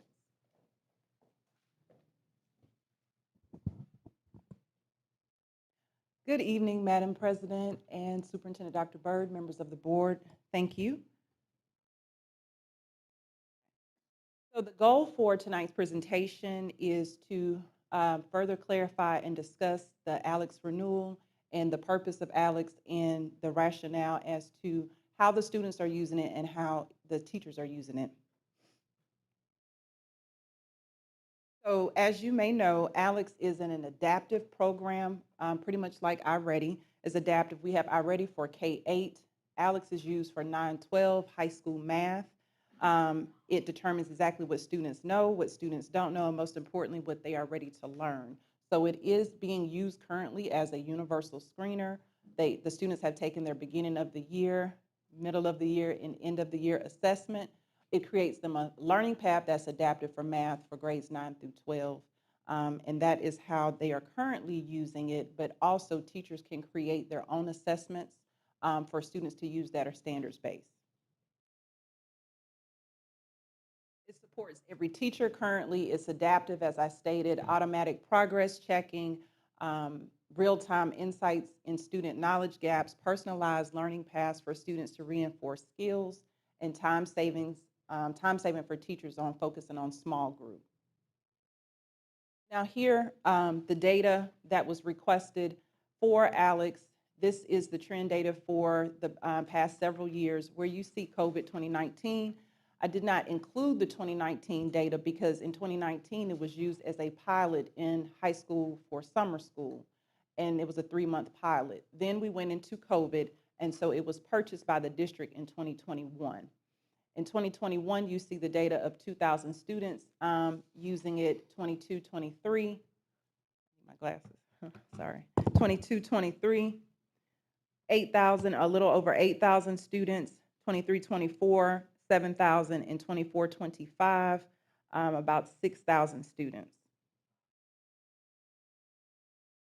Here you see the initial progress, which would be your beginning of the year data. So this here is from August to October 2025. So this is our current data. Where you see the schools not in usage are schools that are either charter schools or it could be Brentwood Children's Home. So Alex pulled this data for us. So the schools in Montgomery Public Schools are using it. Now you will see middle schools using it here. In the orange is the initial progress report data. In the gray is the current progress report where our students currently are participating and currently are mastering. And so you do see middle school data on here. However, high school is where we need Alex for the universal screener because although it may be diagnostic, all of our students in 9th through 12th grade are currently using it as a universal screener, and they have taken the beginning of the year. December is coming up, is usually our middle of the year assessment for all grades. So here you see the Alex data by the number of students that are taking Alex courses currently. Where it says beginning of the year knowledge, that's what Alex calls beginning of the year knowledge, but it is the beginning of the year assessment. Current knowledge is we pulled a report to see how students are currently performing. And you see the percentage point gain for these particular classes. We do have some small gains in geometry, algebra 1, algebra 2, and pre-calculus.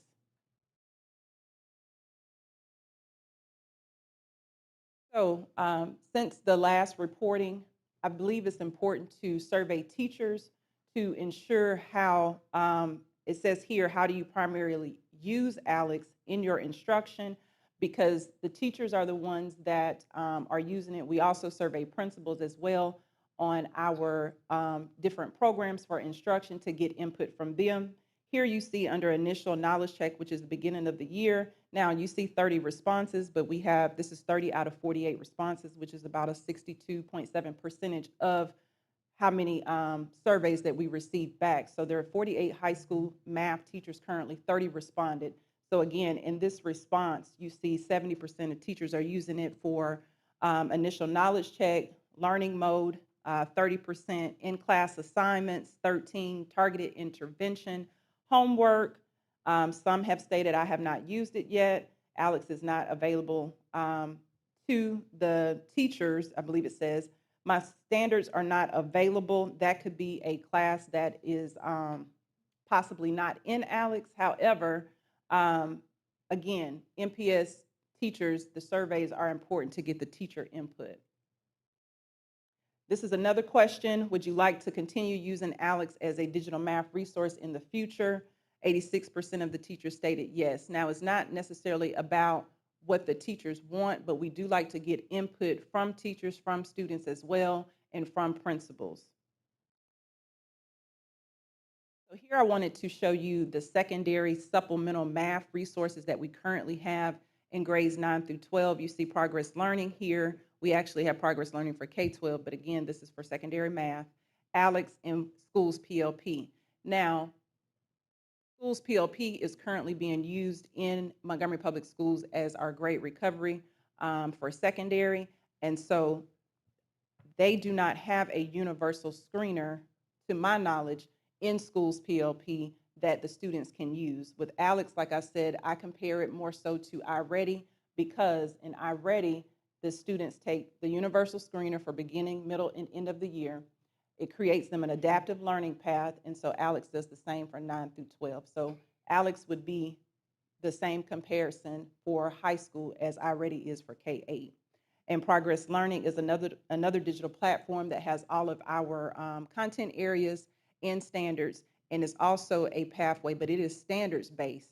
And so when students take it, it's on grade level. Here, the action plan for implementation.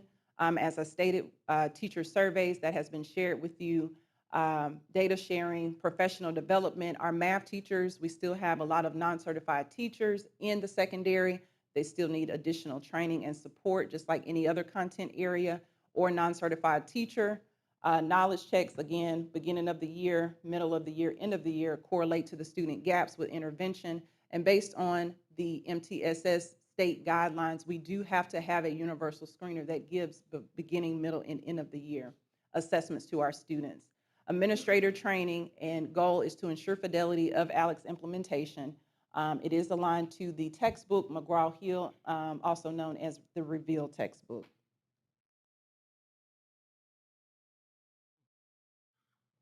Okay, sorry. So the quote for 1 year subscription is $145,000. That 1 year subscription would end September 30th. Now, I don't have a slide on here that states that we asked the company for an additional quote, and the additional quote was for if it possibly ended July 1st, which would take us through the end of the year and through summer school. It would be $123,000, which is $16.13 per student. And that is if we wanted to not move forward after this school year with Alex and take the summer to possibly look at another vendor. But I will state that currently our students are using it. If we do not continue Alex, we wouldn't have other balanced assessments because they would have to take something else. So let's just say, for example, if they had to take, if we said we were not going to move forward with Alex for the remainder, and they wanted to, and we had to take progress learning. Well, they didn't take that at the beginning of the year, so therefore we have nothing to compare it to. So our assessments for the district for high school math would not be balanced. Not only that, our teachers have been trained on Alex. Do they need some additional training like anything else? Absolutely. But our teachers have been trained on Alex. It is embedded in our curriculum guides. And so if we were to not move forward with renewing this, then it would have to come off our curriculum guides, which then sets forth that we would have to train teachers on something else. And I just think that would cause an uproar currently to our curriculum and the instruction for math 9 through 12 high school. And so you have, I'm gonna make sure. Do you have any questions? Sorry, it's not working. Hold on. I think that's the last slide. Yes, ma'am. Okay. Last month, we were told that it would take 6 months to sync this with Power Schools. Yes, ma'am. So I just want to clarify that one has nothing to do with the other. And when I state that because the $145,000 for a renewal ending September 30th, the teachers can still and the students can still continue to use it. So it does not cost $145,000 to sync it to Power School. What this renewal is asking for $145,000 is to just simply renew the product so that the students and teachers can continue to use it.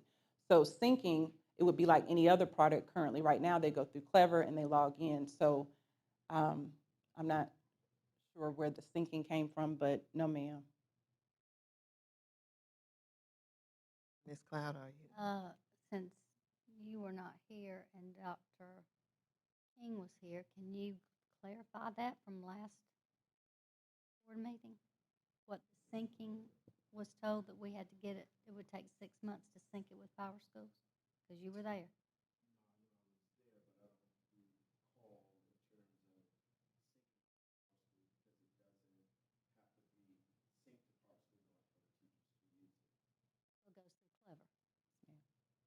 Well, I think, can I just say this? The question at that time was, why didn't we have data? Why didn't we know where we were with this program? And that's when that's when Curtis went back and said, because we did not give the company permission to use our information, so that's the reason there was no data. And it would take them, I guess he was saying, this amount of time to get them up to speed, which made us feel like they weren't going to do anything but that for 6 months, I think is what Pam. So if I had to guess, and this is simply a guess, about syncing, like I said, currently right now, the students go in through Clever, just like Progress Learning, Schools, PLP, and anything else. So maybe, I don't want to guess, but I was going to say maybe thinking would be they could go in through McGraw-Hill since it's aligned with the textbook, and they would just go in one way for the textbook and for Alex, I'm assuming. But yes, ma'am, they go in through Clever. Are there any additional questions? I just have one, because we're at this point, and I absolutely agree with you. I think one of our main problems has been we use too many things. And And not tonight, but just at some time, if you'll kind of let us know or guide us to what the expectation should look like for us to even consider, say, okay, this is a good product, they're using it, we're not going to, trouble the students, we don't understand the thinking part, but it's good to hear that they're going to continue to work. And if we get favorable information, then if you would, just put some guidelines in place to say, hey, this is working, we think we're gonna be all right, we'll look at it again in the next 2 or 3 months, and we'll pull you some numbers, so when we get to the deadline, then we can say, okay, this has worked for us, we think it's a good expenditure, and we'll get a good return, and then we can go from there. I Yes, think ma'am. would help. And I want to echo that because that was actually one of my questions as well, in the execution of what's expected. So, thank you, Ms. Porter. Ms. Cloud? We're doing this now in December. We've got the middle of the year. Why didn't we look at this to start the year? The summer is the time that the central office comes together, that everything's in place, everything's ready to go. There's no hiccups. There's no sense of urgency for this to take place. That's what the summer is for the central office, is to get everything ready to execute it out to the schools. I would much rather have time to ask these questions without that sense of urgency, because it's going to go away if we don't go ahead and make that decision. And I don't feel that being rushed is the right thing to do or say for our children. Thank you, Ms. Scott. Dr. King? The topic of this, we said kind of when this came up that we can always call and ask questions. And I've talked to enough of you today that I will say I will piggyback off of what Ms. Porter said when she said, sometimes we have too many things. I agree. We just got rid of Edgenuity, picked up schools PLP, which, by the way, this is my little jab there. It's still not the way it's been rolled out. There are still teachers that don't have it. There are still teachers that haven't been trained. And you and I had this conversation today, in that when you sit, like if you look at your survey was only 30 students. 30 teachers. 30 teachers. We got 48 teachers. Then when you look at your students, and I'm not picking at you because I think it was a great PowerPoint. I think if anybody could have pushed me over, it would have been you. And you did to a degree. And I'll end with that in a second. But out of those 15 schools that are actually using it, 8 of them are either middle schools or they're not really counted in there. So you're looking at 7 schools using this. You're looking at the price of $145,000. If you're looking at 122, you might as well spend the rest to figure it out. That's my opinion. But like you said, I said the one thing that that you said that really made me listen was that everything that these kids have done from the beginning of the year would be flushed. It's like, hey, we didn't do it. It's saying, hey, we wasted 100 and something thousand already. So I think, whatever the board decides, we've got to look at, one, these other programs that we have, we've got to minimize them, because the more you use schools PLP, I know you took a survey of the kids, of 90 kids that's not in here, and those 90 kids were like, hey, we don't want to do PLP. Well, you know what? Here's the deal, and I know I'm going to go over it later, but when you have kids absent, and I know you had expressed, well, Lisa, when people are looking, hey, we've got 122 lessons to do when we sit down at this, or hey, we've got 145 lessons, it's overwhelming. But what are we saying when we look at kids and say, okay, you've missed 18 days? At one of our schools, which I'm not going to mention the name, we've got 1/4 of that student population already missing 18 days or more. And you know why? Because we're not doing schools PLP. We're handing them 9 assignments. And what if you had offered me back then in my lazy days, in my teenage days, okay, out of the 60s, could I go home and do 9 assignments, give them to my brother to do or whatever? There's no accountability. There is absolutely no transparency. There is no integrity in that, because you don't know what's coming at us. So on Alex, I'm fine. You see what I'm saying? I'm fine now. But I think it's, my reason for not was I really wanted the school's PLP component to shine. I wanted to, I know they have a screening element, I checked, or at least they told me, or Ms. Cloud, didn't they tell you they had a screening thing? That's what she shared. No other, that's what she told me today. Okay. Is there something funny? Okay, just wondering. Okay.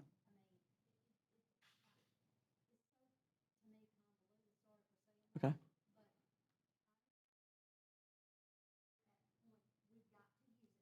Yes, ma'am.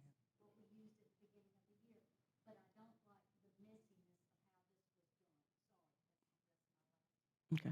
That's it. Like I said, I think we're gonna have to, like you said, we've gone far enough into this that I don't know that I think it would be a waste if we turned around. Ms. Cloud, I'm sorry, Ms. Portis has Just to follow up, and I, I said it last time, and I agree with these ladies.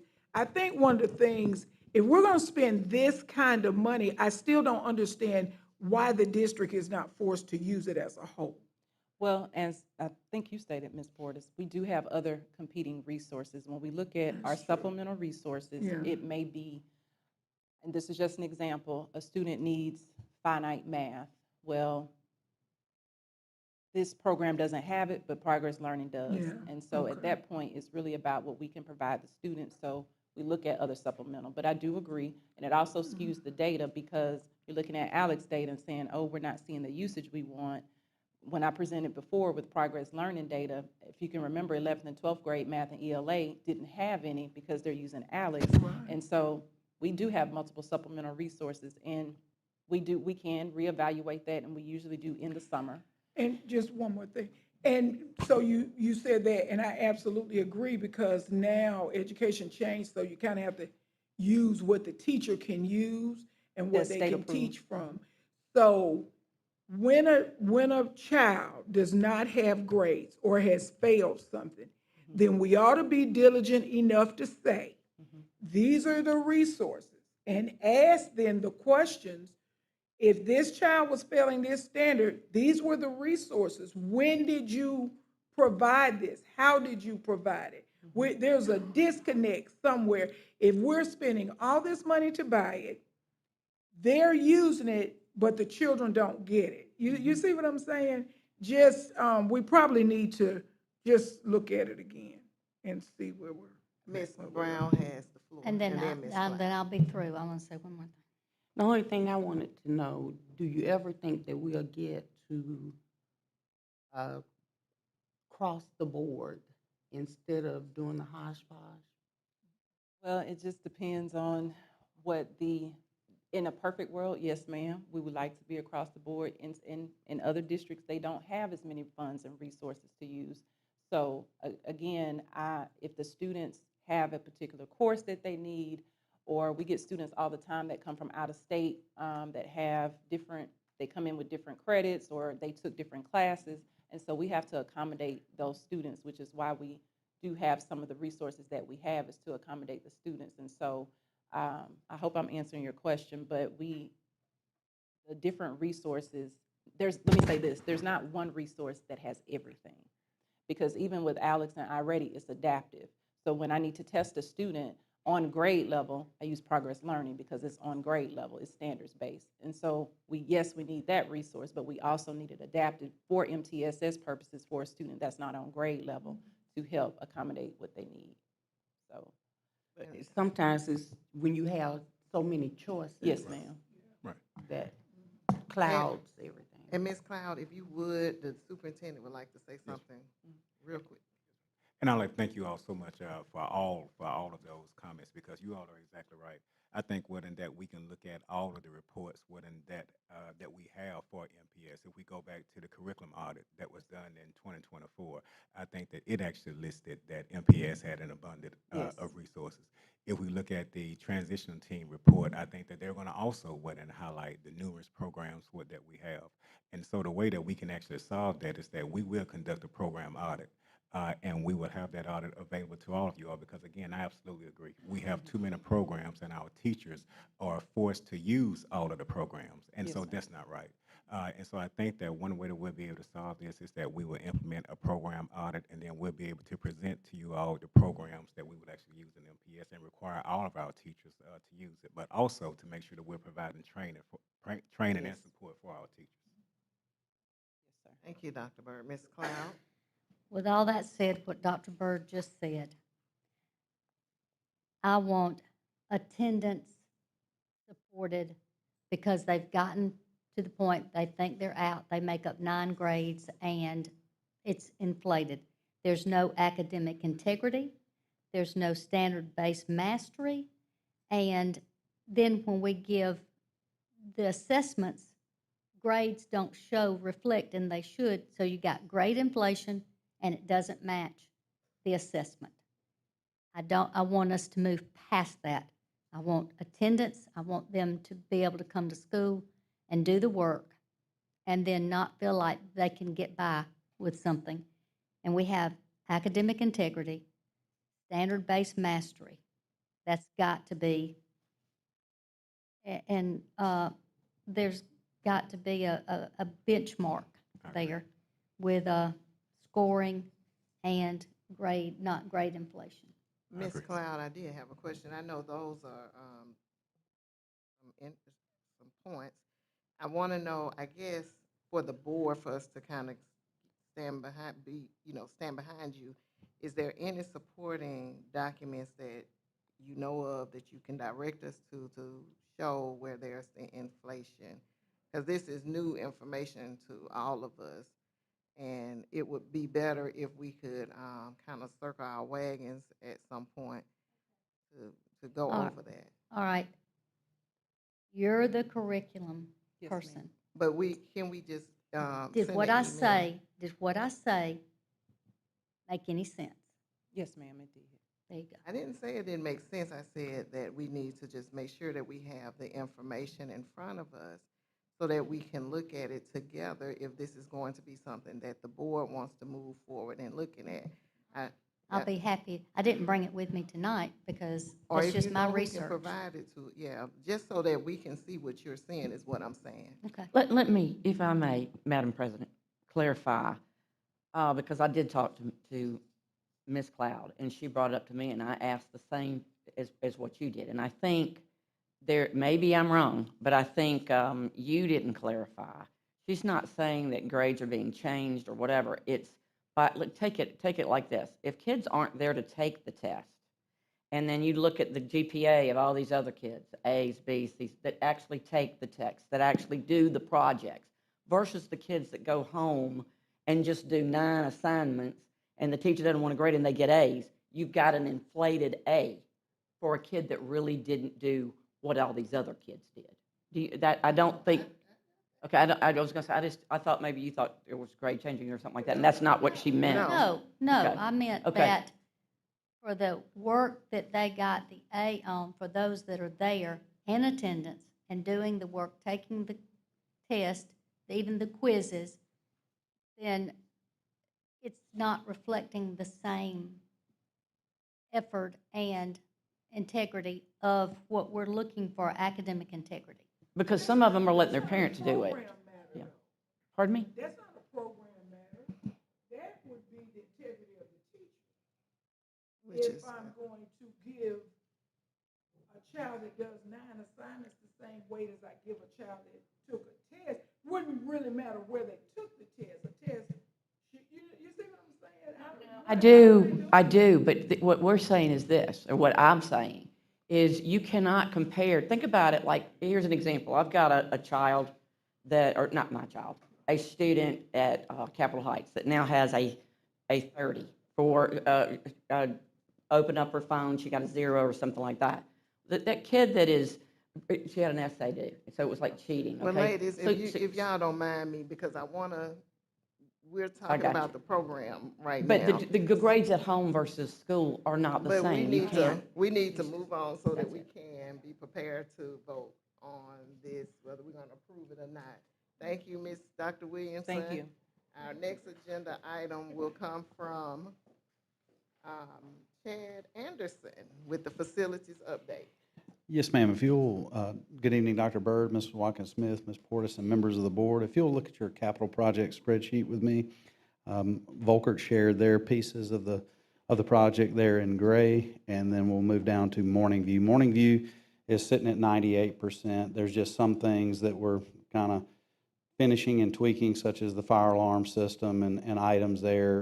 The students are occupying the majority of the space, with the exception of one hallway with about 5 classrooms. We've tried to keep that available for the contractors and not upset moving kids back and forth until we finish the substantial completion with working with fire alarms and things of that nature with it. So I did get an email today from the project engineer. They have requested the final inspection for this to fall after December the 10th, and have that as quickly as we can. This usually the state inspector, he stays pretty booked up and busy with his region that he covers from all the way to the Mississippi line, all the way to Georgia, and up above Chilton County and down to the Dothan area. So it takes him about 2 weeks or so to schedule that.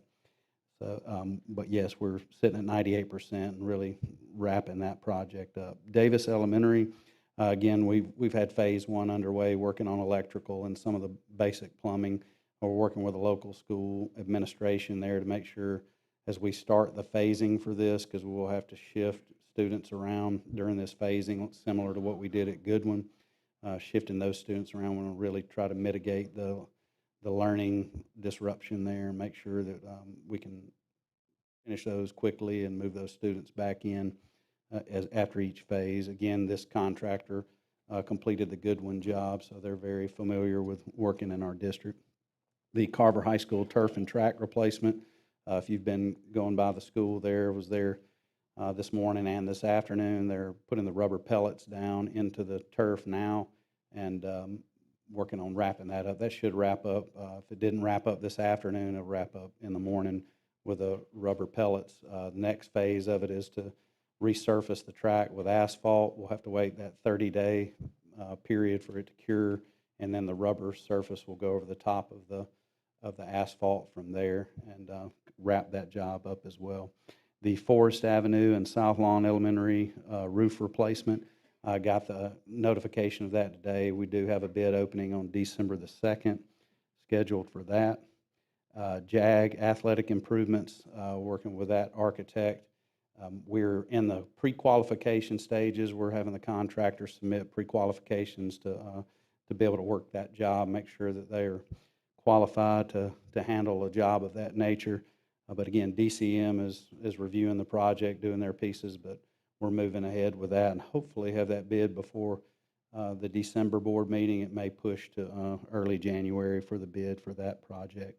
The Danley Elementary HVAC renovations, again, I received an email today from the engineer and shared with Principal Sewell there. We'll be doing a pre-bid meeting on December the 2nd there on site to look at that project. It is at DCM as we speak, and we're looking for a bid hopefully prior to the Christmas break as well. Just a swath of the media centers there. We're wrapping up the Garrett Halcyon, Wares Ferry is wrapped up, and the Morning View media centers. That's a furniture refresh with local vendors that in the area that work through the state and through state contract or purchasing cooperatives that we utilize for furniture and that, and just it's part of the initiative of working with the larger spaces that we've done. If you recall, during the COVID, we were able to redo a lot of the cafeterias with furniture, refresh their furniture. This is that continuation of the larger spaces that we're trying to address to give it a functional, flexible space. Dr. Williams there was over our STEM program as well. We want to really try to add that element into our media centers as well, so that we have a flexible space, so it's not just considered a quote unquote like the libraries of the past. It's a multi-function space that offers robotics, STEM, podcasting, different types of opportunities for our students, as well as the traditional library media centers with books and such. And then the JAG High School Media Center, that was a larger project.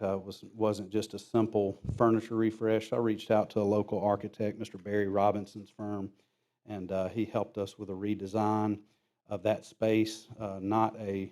Not something that we're trying to change the structure so much, but since it was so large, I just wanted a professional architectural service to help guide us in working with the furniture vendors to have a functional space on it. It being a larger job, we're working with several vendors to provide proposals, and we'll be working with the local school as well as Ms. Huntley, our media specialist here at the central office, to help guide us in choosing the correct vendor for that, and then move forward with providing new furniture for the area and recreation of that space. And then our piece I missed, no, I did do the JAG athletic improvements. That completes my. All right, thank you. Are there any questions? Ms. Portis? I know that this list is already made and all of the funds but how do you get on the list? How do you put a project on the list? Because in the past, if I've asked before, we didn't have money to do it, but I noticed there are some new things. And I know you have to put new things as they come up. Yes. But is there a way just to get on the list in case something comes open or free or you find somebody? The way I approach projects, such as like the media centers, if I'm going to do for one, I'm going to do for all. But the quantity of the cost of it is so great, we just have to kind of budget that along the way as funds become available to work on it. So we just keep plugging away with it, just like we've done with like the LED light retrofitting. We've been able to plug away at that and add it into like HVAC projects, and then some things we've been able to do in-house as well.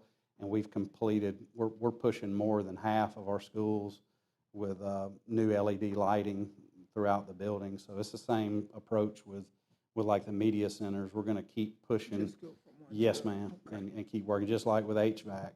I think we're down, when I started, we had over 20 schools with the little window units, the Home Depot window units in it.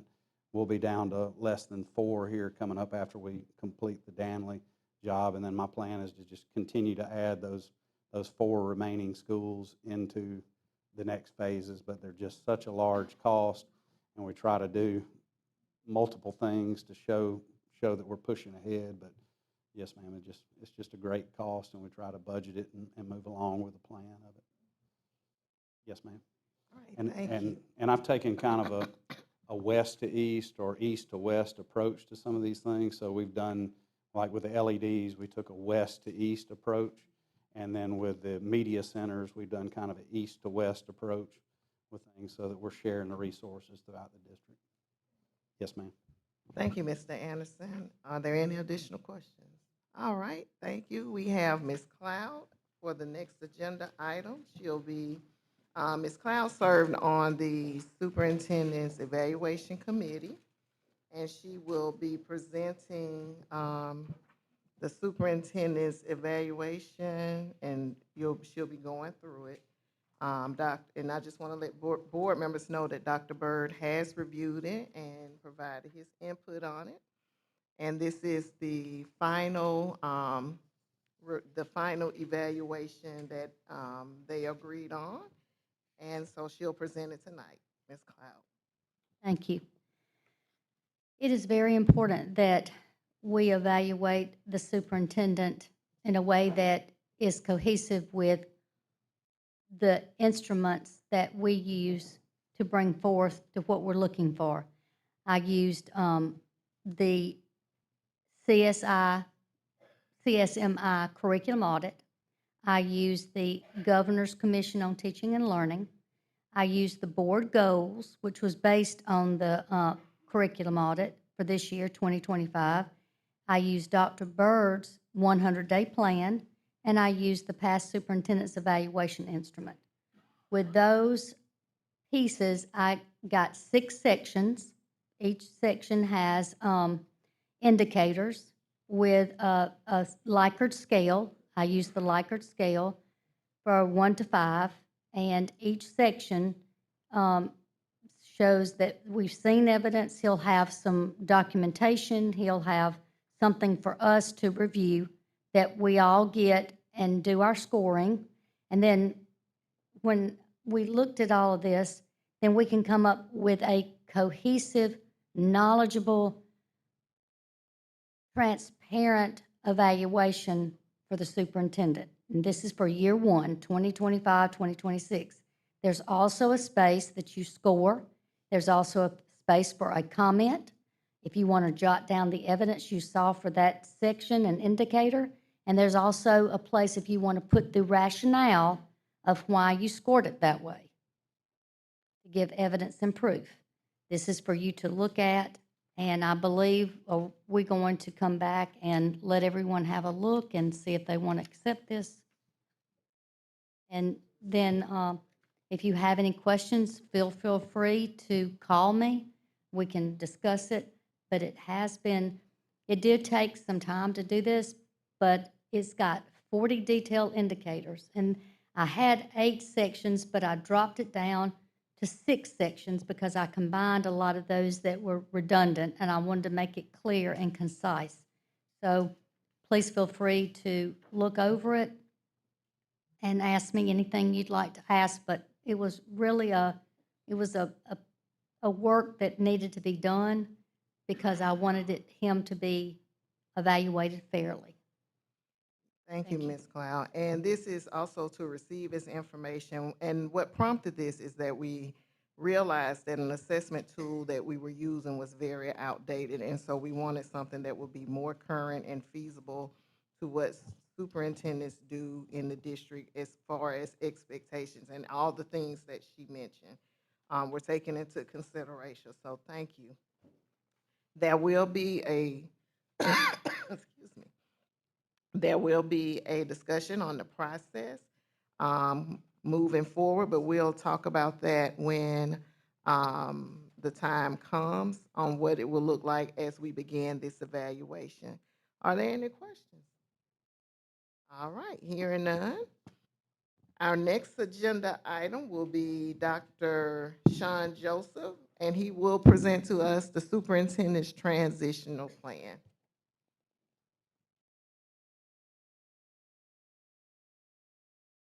Okay, good evening. Good evening. It is great to be back in Montgomery, and I have my colleague with me, Miss Anita Williams, who also supported the human resources audit. I can tell you this is an exciting time for Montgomery Public Schools, and I am beyond excited to present to you the transition team report. Dr. Joseph, can you check to see if your mic is on the green light? It is. Okay. Yes. So you're saying, speak up, big man, speak up.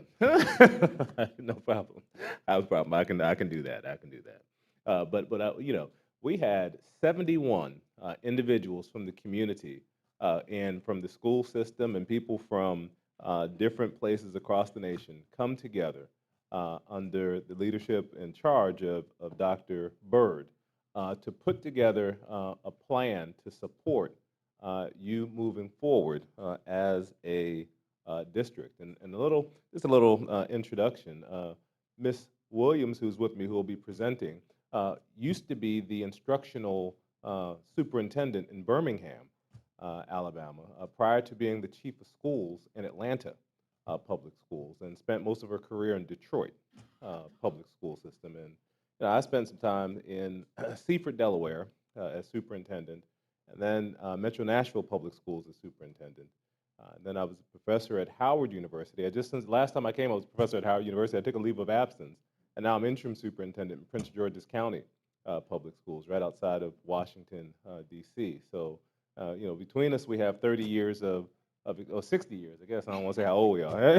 I got 60 years of experience in a number of large urban districts throughout the country here. Our transition team was overseen by Dr. Sheila Martin, who's a retired dean of education at Auburn University at Montgomery, and also Dr. Walter Goslin, who's the superintendent in Jefferson County Public Schools here in Alabama. And also, he is the AASA National Superintendent of the Year, the current Superintendent of the Year for the entire country. So you've had a lot of, I say that just to tell you, you had a lot of expert eyes on this plan as the teams work together to refine and offer both short and long-term goals. And as I shared, 71 individuals, parents, people from within the district, principals, people from your communities, all came together looking at the 4 areas that were studied to offer these recommendations. You know, again, this is a defining moment in Montgomery's history here. This process brought together educators, civic leaders, and community partners to examine the core systems that drive student success and really lock in on teaching and learning, human capital, communications, and student engagement.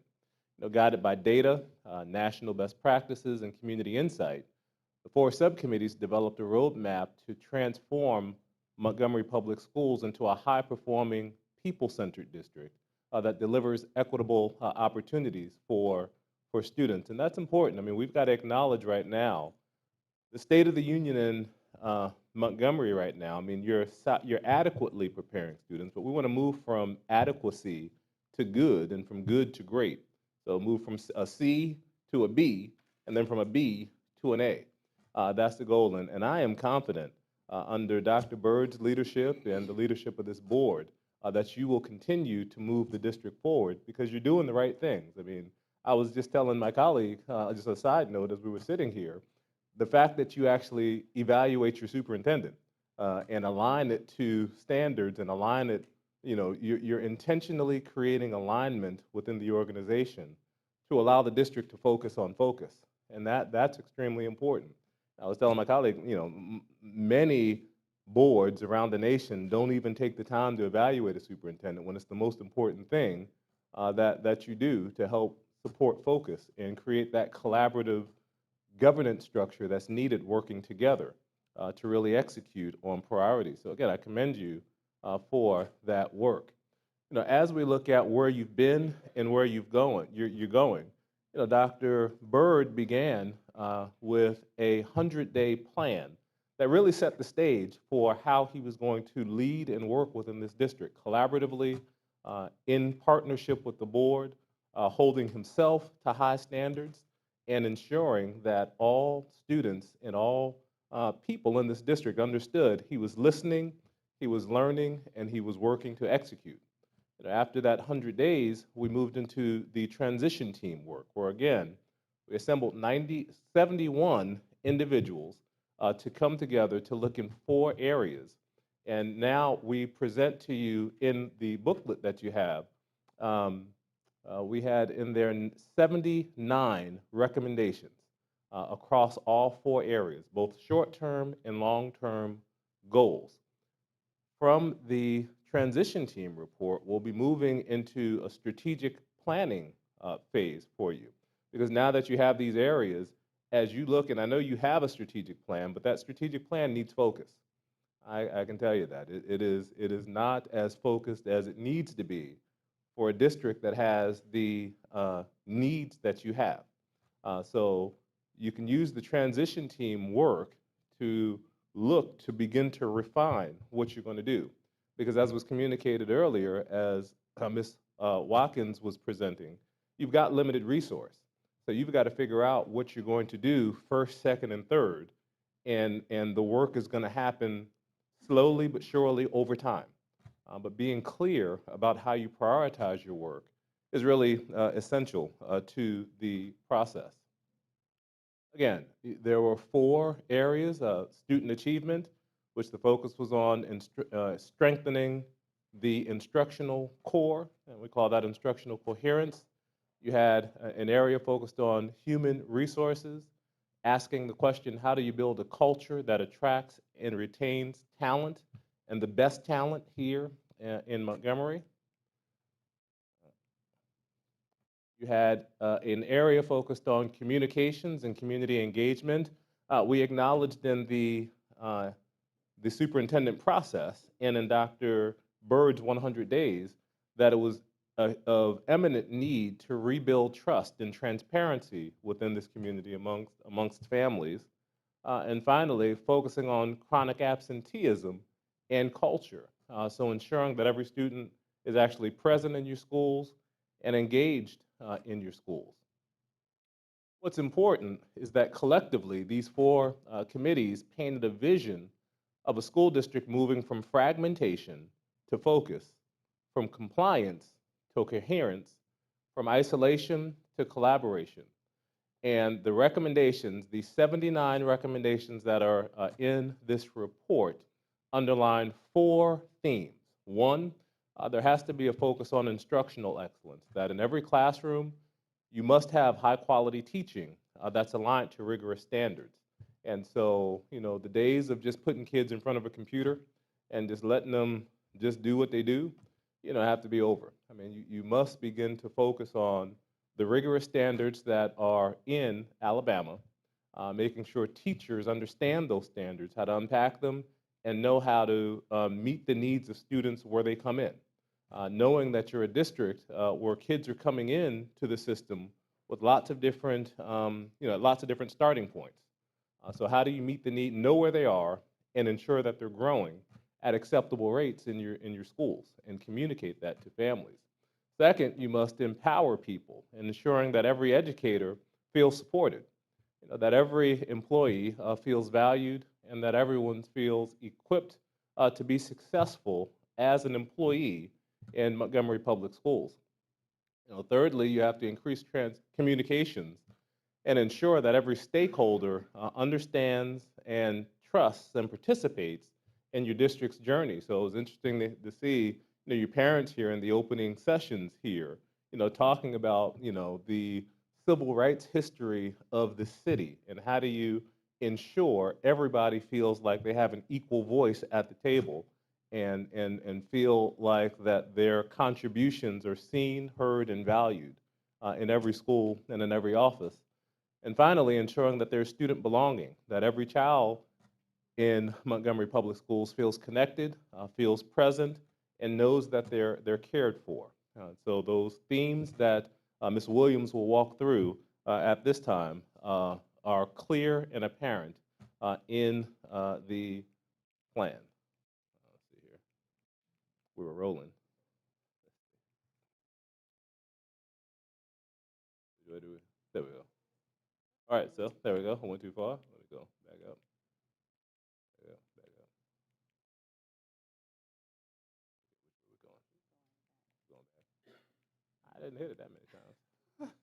At this time, look. I'm gonna turn it over to my more accomplished technology partner here, Ms. Williams.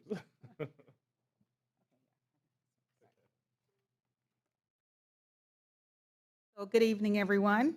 I am also excited to be here to share with you the information that we gathered as we were meeting in our subcommittees.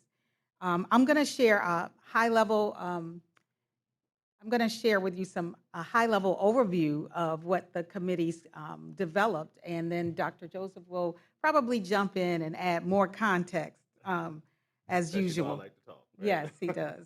All right, so I'm going to share highlights from the 4 transition teams: student achievement, human resources, school culture, and chronic absenteeism and community engagement. Each group took a hard look at where the district currently stands, what's working, and what can be done both now and in the long term, in the long run, to move the school district forward. So let's begin with student achievement.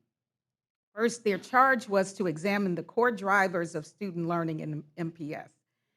Essentially, the team focused on how to raise reading and math performance and close opportunity gaps. So the good news is there is some movement in MPS.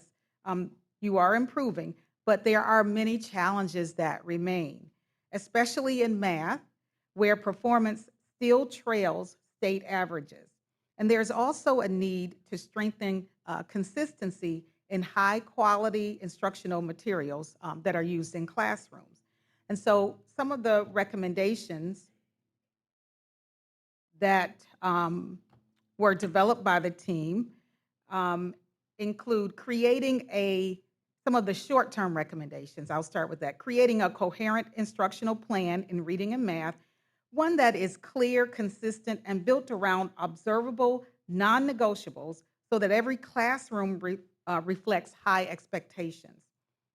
Another one was to expand instructional literacy across all K-5 classrooms and deepen the literacy in grades 6 through 12, ensuring every student builds strong reading and writing skills in every subject. Third, the math strategy should emphasize acceleration and not remediation. Students need the opportunity to move forward and not catch up. So those were some short-term recommendations. Long-term, the recommendation is to really institutionalize these practices by building curriculum management systems, investing in ongoing professional development, and aligning your resources directly to instruction. You want to add? Sure. Yeah. And what I would add here, what's important, in Montgomery, there's a lot of talk about poverty. And we want to stress, poverty isn't the issue. It's poverty of thought. It's when we don't have high expectations for our students and we work to remediate. But you have to understand, no district has ever remediated itself into excellence. None. You must focus on first instruction, and you've got to figure out how to accelerate student work. You treat students like they're gifted, and they respond to it. You treat them like you plan on them entering a penitentiary, they respond to it. And it's important that the expectations are set high. You're clear about where students are, and then you have a way to measure, are students making adequate growth in each school? You should have that answer by school, by classroom, and when you don't see it, there should be an immediate response to address those gaps. But that is critical. You're going to have to invest in professional development, high quality, job embedded professional development, where it's not about pulling teachers out in the sit and get. It's about actually going in and having coaching provided to teachers so they can see what the expectations are, they can understand what the standards are, they can actually look at student work and be able to have a common understanding of what an A looks like. And I think that was some of the work Ms. Cloud was talking about when she was talking about having the expectations and the consistency and not having the grade inflation and things of that nature. An A in one school should be equal to an A in another school, and everybody should understand what that proficiency looks like to move forward. But that takes professional development and calibration, and that's the work that you have ahead.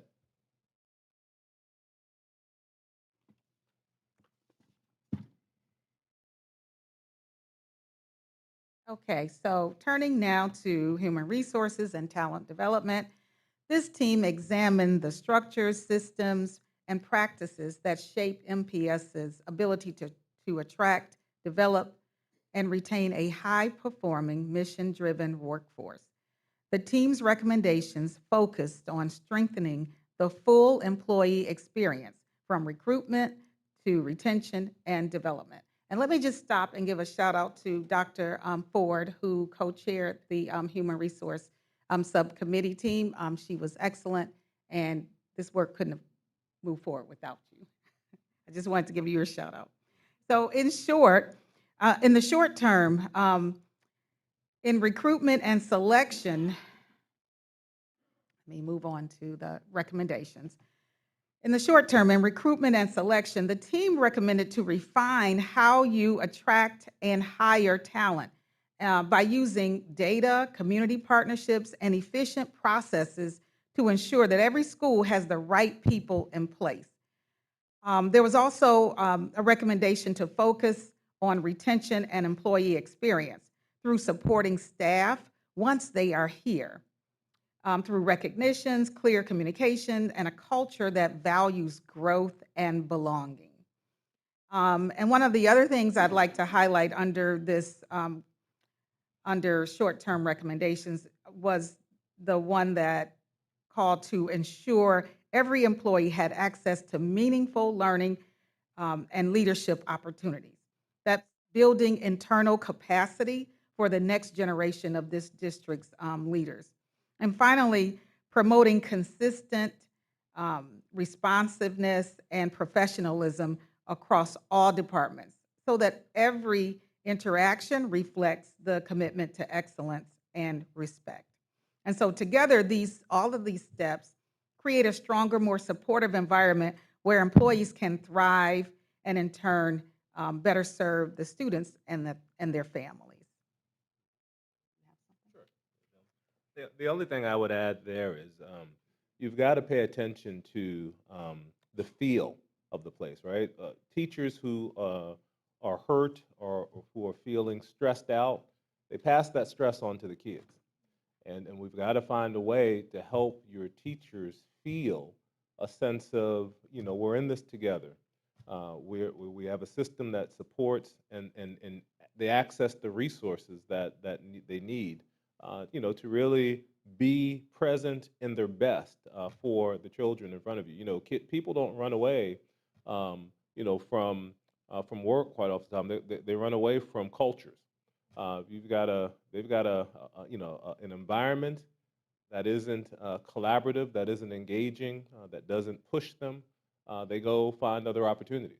Sometimes, we'll never pay people what they're worth, but we can show them a level of respect, a level of collegiality, a level of we believe in you, to have them feel that sense of purpose in work. And that's extremely important, and that's some of the work that you have ahead as you work to implement these recommendations.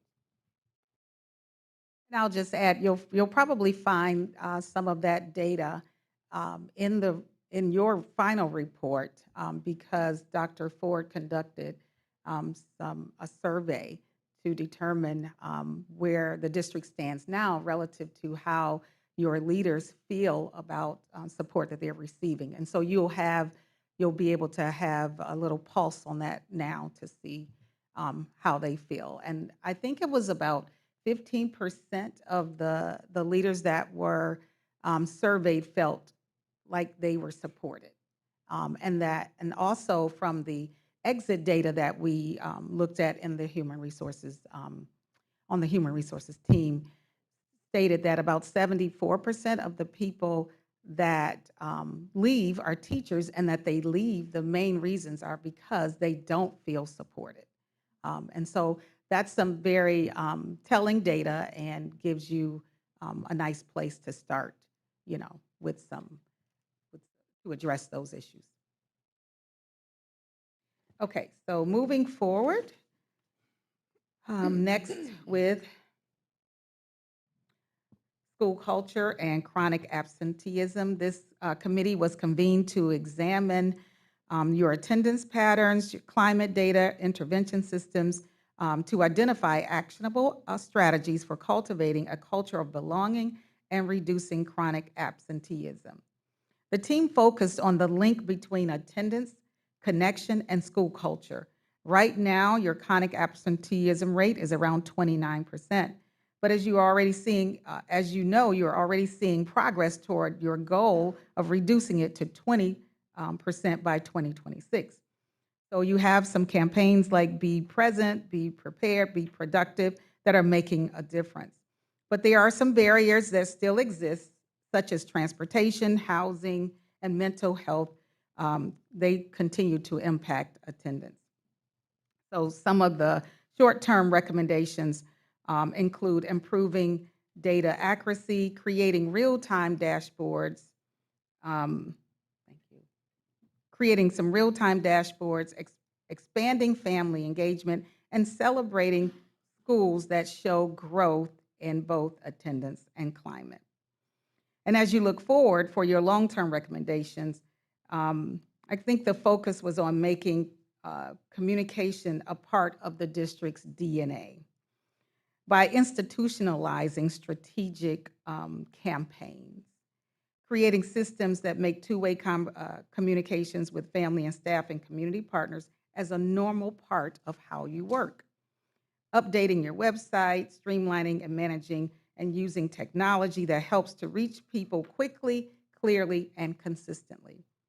And also being more proactive by telling your story. Yes, by telling your story, that's it. One of the things I love about Dr. Bird in my time engaging with him is his level of transparency. I think he clearly understands one cannot manage a secret. And so, as you're thinking about this work, particularly in the area of culture and absenteeism, having the work visible and following up in a visible public manner is important for the culture as you're creating a culture of accountability to follow up. And you have seen with Dr. Bird, when he says he's going to do something, he does it, and he locks in on that. And that's important in this moment in Montgomery's history in terms of creating a culture of accountability and a culture of care. It's that combination of accountability and care that's really essential.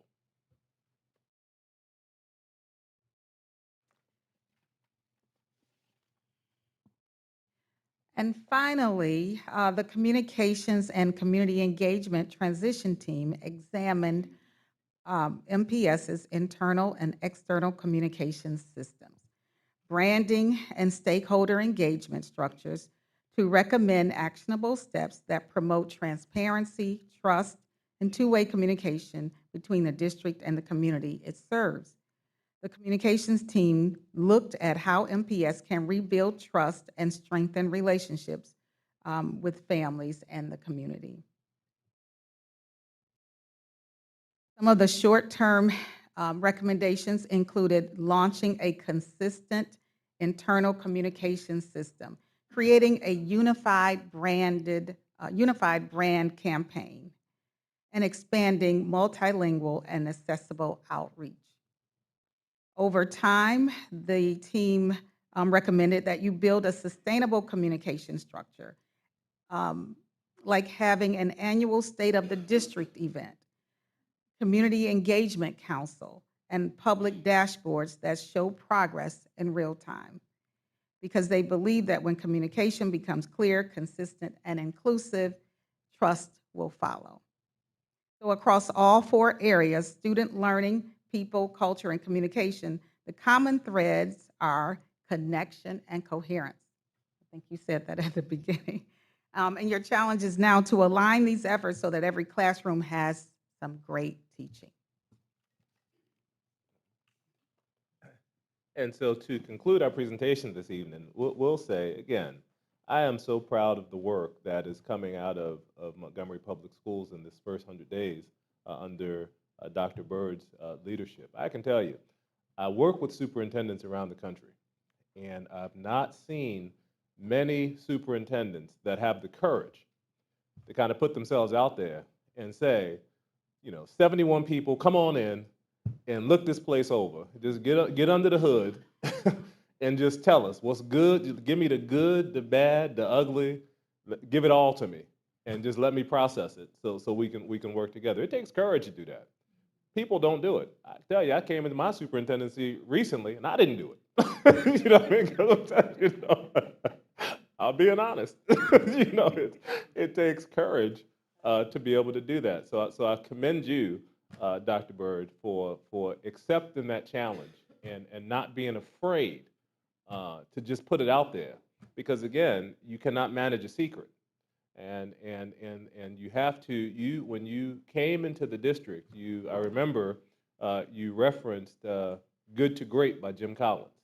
And one of the things that he talks about in that book is that any organization that plans to improve must confront the brutal facts of its reality. And you've done that in allowing these 71 individuals to come in and offer these 79 recommendations to you in those 4 areas so you could begin to focus the district.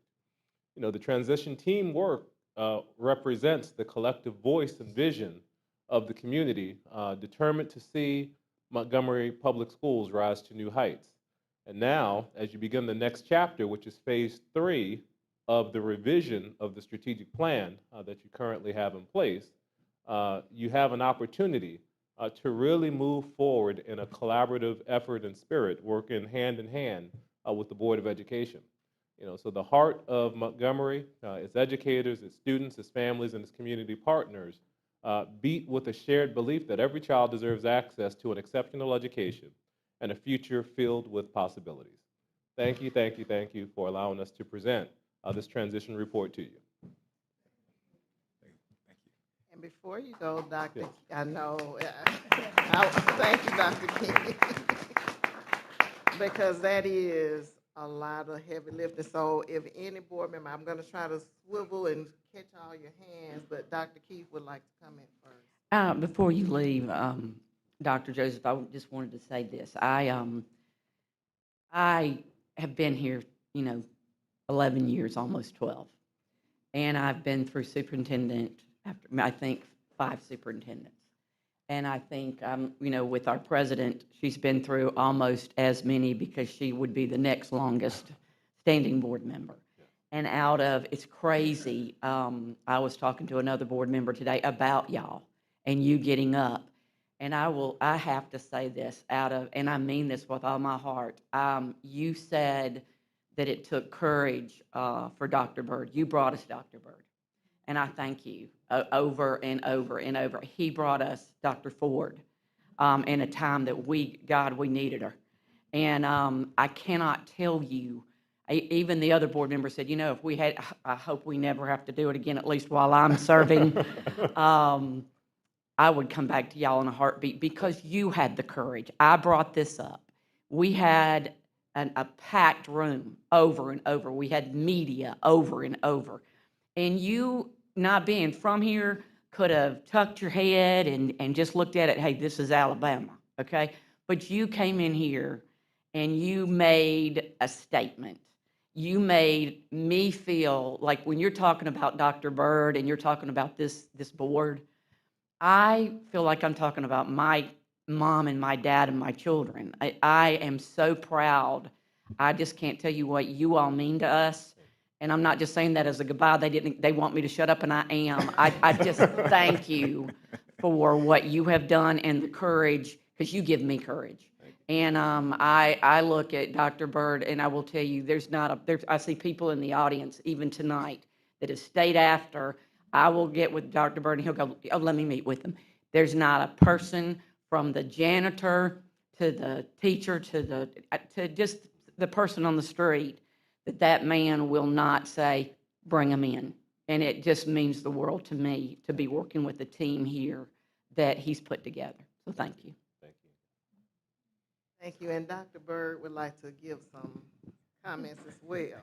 And I'll be short. Thank you so much, Dr. Joseph and Ms. Williams, for coming all the way down and for sharing this important work with us. I thank you all so much, for holding us accountable, for holding our feet to the fire. This has been 4 months of great work, and I truly thank you all so much. I want to say, that tonight's transition team report marks a major step for Montgomery Public Schools. As you said, over 70 community members. They came together to assess where we are as a district, outline our real actionable steps for improvement. And I want to sincerely thank every member of our team for your dedication and your thoughtful work. Your insight and your passion have helped us to see where we are as a district, but more importantly, how we can actually move forward together. So as we move into our next phase, which is developing our strategic plan, we're focused on strengthening instruction, supporting our educators, and improving communication, and making sure that every student is present and engaged. So this report is not just a document. It's a roadmap for progress. And Montgomery Public Schools, we're on the move. And I'm excited to say, and we're just getting started. Thank you.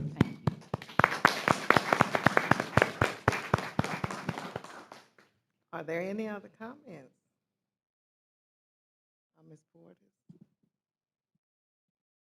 I have to say. You have to say something. Well, Dr. Joseph is like a little younger brother. I pick his brain a lot. I think he is very insightful. I always thank God for people he sends to pour in. A lot of times people just take, and to have a mind. Actually, Dr. Bird's mind and Dr. Joseph's mind is similar. And they can throw some questions at you to make you say, okay, well, I see it that way. But I think Dr. Key said it all. I mean, he took us from a place where we kind of wasn't sure to remind us that our own 2 feet counted. And one of the things he said that I never forget, he said, I don't tiptoe around this work, I make footprints so I can make a difference in the lives of these children. So we thank you for that. And that's what we try to do every month, every day that we can. So thank you, and Ms. Williams, thank you for keeping him straight. So he didn't talk long with you. Ms. Cloud. Thank you for helping us come out of the wilderness. Yes, thank you. We're going into the promised land, and I truly believe that with all my heart.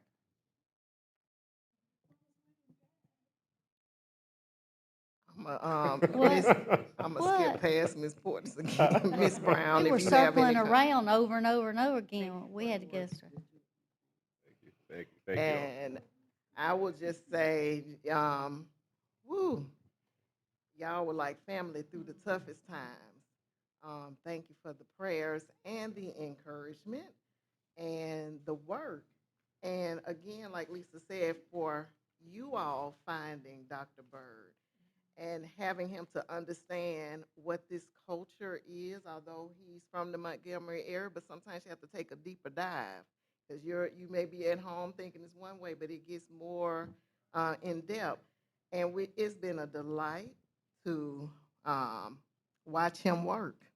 I don't know when he sleeps or eats, but he's so dedicated, so committed, so intentional. And I'm like Lisa, for the longest time, I can't say I've ever seen a superintendent like this that worked this hard and this intentional. So it's been a joy and a pleasure. And I know he's going to take this report and run with it. So if you're not ready, get ready. Because I've learned that he's pretty much a perfectionist. And he doesn't say it out loud, but he is. And I'm just excited for all the opportunities and the benefits our children in the district will have from his leadership with his team and from the community who took the time to be a part of this process. So thank you all so much. And Ms. Williams, welcome. And it was, to the family. Yes. Thank you all so much. Thank you. All right, our next agenda item is new business. Dr. Keefe will, her new business is student and teacher absenteeism. Okay, I promise you I will keep it very, very brief. I was going to be longer, but I actually got most of what I wanted to say already said. My main thing, and I kind of want to reiterate what Dr. Joseph said. I hope that, when we really listen to the recommendations, because some of the recommendations was talking about, we've got teachers and, they sit at their desks with the kids on computers, and we're lacking that engagement. And I think we've got so many new teachers that they don't understand how to engage and at the same time, fit the bill of doing what that computer says. And when you have, I underline this statement, and this was in our transitional thing, where it says chronic absenteeism. This is what they found. It says the team found that while MPS has launched promising campaigns such as Be Present, Be Prepared, and Be Productive, gaps persist in family engagement, data accuracy, and systemic coordination. I'm just going to stop. Data accuracy. When they gave the recommendation was create data accuracy. And it wasn't that anybody up here was talking about, hey, we're inflating grades. It is that there is not a consistency across the board. And a lot of this has been created by our chronic absenteeism. When you have a system with 29% absenteeism rate, and you have kids that know, if it's going to be consistent, then let's put them, when you miss that 18th day or whatever day, we've got to sit down, walk the walk, make the policy, and say, when you miss these many days, then you're on PLP. what Dr. Shanice Williams said, so many kids are overwhelmed when they sit down and they say, well, I've got 152 lessons. Well, guess what? We've got too many kids going, hey, I've only got 9 lessons. What would you have rather done? And like I said, in my day, I would have loved to go, hey, I'll make up 9 things if that's all I got to do. And what it does is create grades that don't really tell you what those kids are doing. When you have a third, that's a third of our students. When that teacher that I sent y'all all the message of that teacher, a fourth of that one school's kids have missed over 18 days. We can't just give them 9 assignments. We've got to turn them on to schools PLP as a deterrent. And at the same time, this teacher brought up this, and I'll end here. There can be, we've talked about this at meetings over and over again, not just these meetings, but the school board meetings. They've talked about school incentives for kids. I mean, the enterprise gives a $250 bonus per 9 weeks to the teachers that don't miss a day. They gave me a name to talk to. They give a $100 bonus for the teacher that only misses 1 day. That's for teachers, okay? I remember when I taught, I just retired May 14th. I retired from, South University and both Success Unlimited. Success Unlimited, it wasn't a lot. We got 4 days. We got to be absent 4 days during the year because we only were there 4 days during the week. It was a Monday through Thursday till 12:30. But they gave us $25 if we per day that we kept. At the end of every year, I got 100. And $100 isn't a big deal, but it was a goal. And if we set goals and incentives for these kids, like Chick-fil-A or, $10 or something like that, we can find this kind of money and incentive programs to help, because I think we started it, but we can't drop the ball. And because what we're doing is we're putting more work on these teachers, and our good teachers are leaving. And I want to, when we change over with the new president and vice president, I definitely want there to be, I want there to be teacher retention still, but absenteeism, I think, needs to be huge, and that's it. Thank you. Thank you, Dr. Keith. And And I'd like to add on to what Dr. Keith said. Even if we think outside the box and have an 8th period a day for kids that come in and make up work at school, and then catch the bus later on, that's a 21st century look to. Or whatever it is, let them make up the work at school and do something to include incentives, but let it be under the overlook of an educator. let me just say thank you, Ms. Cloud, for bringing that up, and I thank y'all for clarifying it, because I really was wanting to know specifically, genuinely, what was happening so that we could really delve into it, because we should be, of course, policy driven based off of the problems that we see. So thank you for that. It has to do with those 9 grades that they can make up, and it's usually project-based learning, and it doesn't really incorporate the day-to-day lessons. That's what worries me. Thank you. All right. There is no additional new business. So this work session is now, well, before I say that, our next regular board meeting will be December 9th, 2025 at 5 o'clock p.m. Immediately following will be, immediately following the regular board meeting, we'll go into our work session. So this meeting is now adjourned, but there's more. Stay tuned. Stay tuned.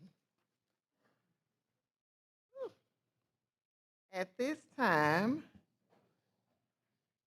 on November 12th, 2025 at 8:23 p.m., the Montgomery County Board of Education will now call to order its annual board meeting. We still have a quorum. Well, we have a quorum established. Is there a motion to approve the agenda? Madam President, I move that we approve the agenda. There is a motion. Is there a second?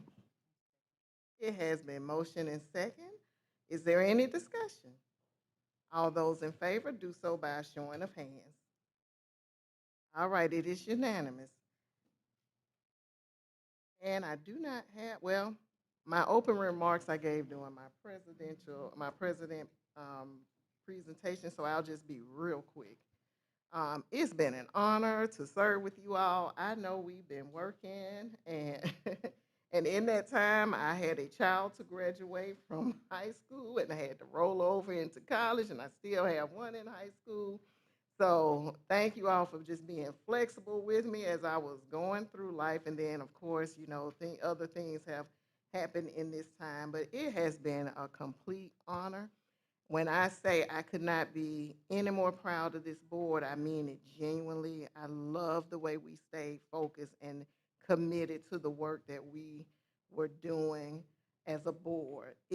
And when I tell you people noticed it, they really noticed it. And not only noticed it, they felt it.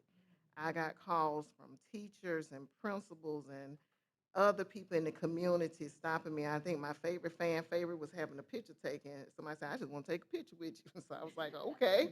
But it's showing. And I think Dr. Joseph said it best. We've shown the dedication. We've shown that we're not above doing what we're asking everybody else to do at the board level. And it may have been a tense and a lot of work, but we have a love and a passion for what we do. We were sent here to be representatives of our district. We have young people who will be impacted by the work we do or the work we don't do. So just thank you all. And I said it was going to be short, but my emotions took over and I'm trying not to cry. So I'm going to end it right there.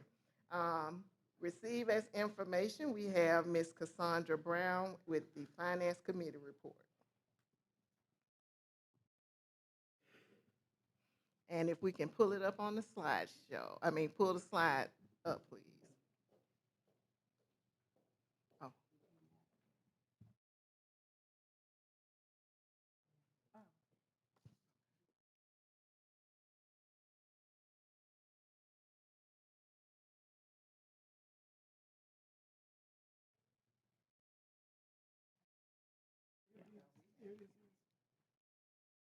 Good evening. And a lot of this information from the Finance Committee has been reviewed through Mrs. Watkins' information. So I'm not going to belabor the point and make us stay here longer than what we need to be, because some of us need to go. Yeah. So I just want to go over a few highlights. And we talked about in our committee meeting the things that are challenging to us as a district. And number one thing is that the COVID funds that we once had are no longer available to us. So we've had to pivot and make adjustments from that change. And we've all recognized that we are decreasing in enrollment, and that presents a whole different problem in itself, because with the decreased enrollment, it's also decreasing our dollars, and we do not want to lose any money. We want to continue to increase our enrollment. We want to bring people back to our district. And also, another thing that's impacting is the increase in health insurance. And that increase have been up to 13%. And that hits everybody's pockets.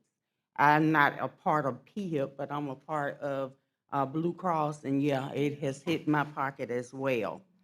And the tariffs, of course, that had something to do with our projects as well. And there's a threat upon us as well, and that threat is the sales tax revenue. I know that there have been discussions about that. There are still discussions about that, and also the potential of the sunset of the ad valorem tax. So those are the challenges that I wanted to bring everybody's attention to. You can go past that one. Go past that one. And this is your slide, so you can discuss a little bit of what's in the red, concerns of the red. So this is a general fund local revenue analysis that basically looks at our local revenues from 2023 through 2026, our budgeted revenues for 2026. And so some of the things that we have to consider when we're budgeting local revenues are things that are really right off the top. And so although our local revenues anticipated are 120 million point six, right off the top, our 10 mil match that comes out of local revenues for fiscal year 2026 is $37.5 million. We already know, I've already looked, and that number has continued to rise, as you will see. And even for fiscal year 2027, I know that that number already will be about $38.5 million. So that's a number that continues to rise. As it relates to House Bill 500, we are required to transfer a portion of the ad valorem revenues to capital. And so that automatically happens during the months that we receive the largest amount of those local revenues. You'll see that in fiscal year 2025, $18.9 million was actually transferred to our capital for capital projects. And then we're also, as part of how the funds were lobbied, the additional 6 mils are used for educational programs. So we budget 6 mils for capital and an additional 6 mil for educational programs. And those funds are supporting the additional arts and music teachers and all of the things that I mentioned a little bit earlier. It provides additional student support services for our student services department. But all of those funds are available to our teachers in our schools. They are actually actively using those funds. Then, of course, if we factor out the 1-month fund balance that we're required to have as well, so then our remaining funds for local use on an annual, not looking at the reserves that already exist, are $36.9 million. And so with those revenues that are remaining, those are the revenues that are used to support operations and maintenance. Other departments that don't receive state funding or additional federal dollars, those are the departments that we support out of our local revenues. Thank you.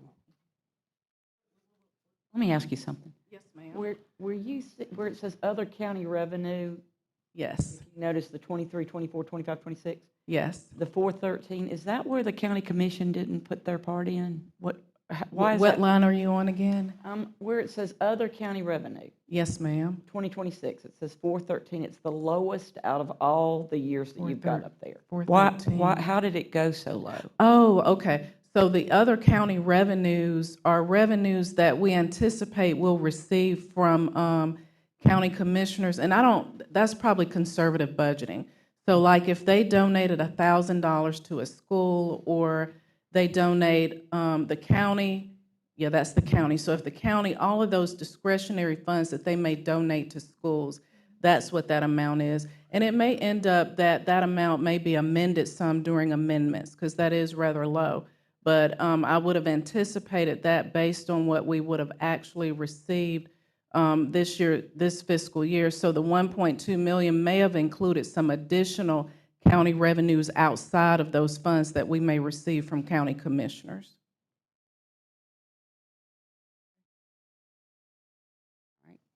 Does that answer your question a little bit? Okay.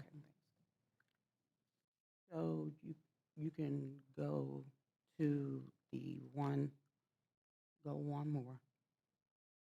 And we're just bringing the attention to the board about the surplus properties, and I think that came out on an email last week or this week.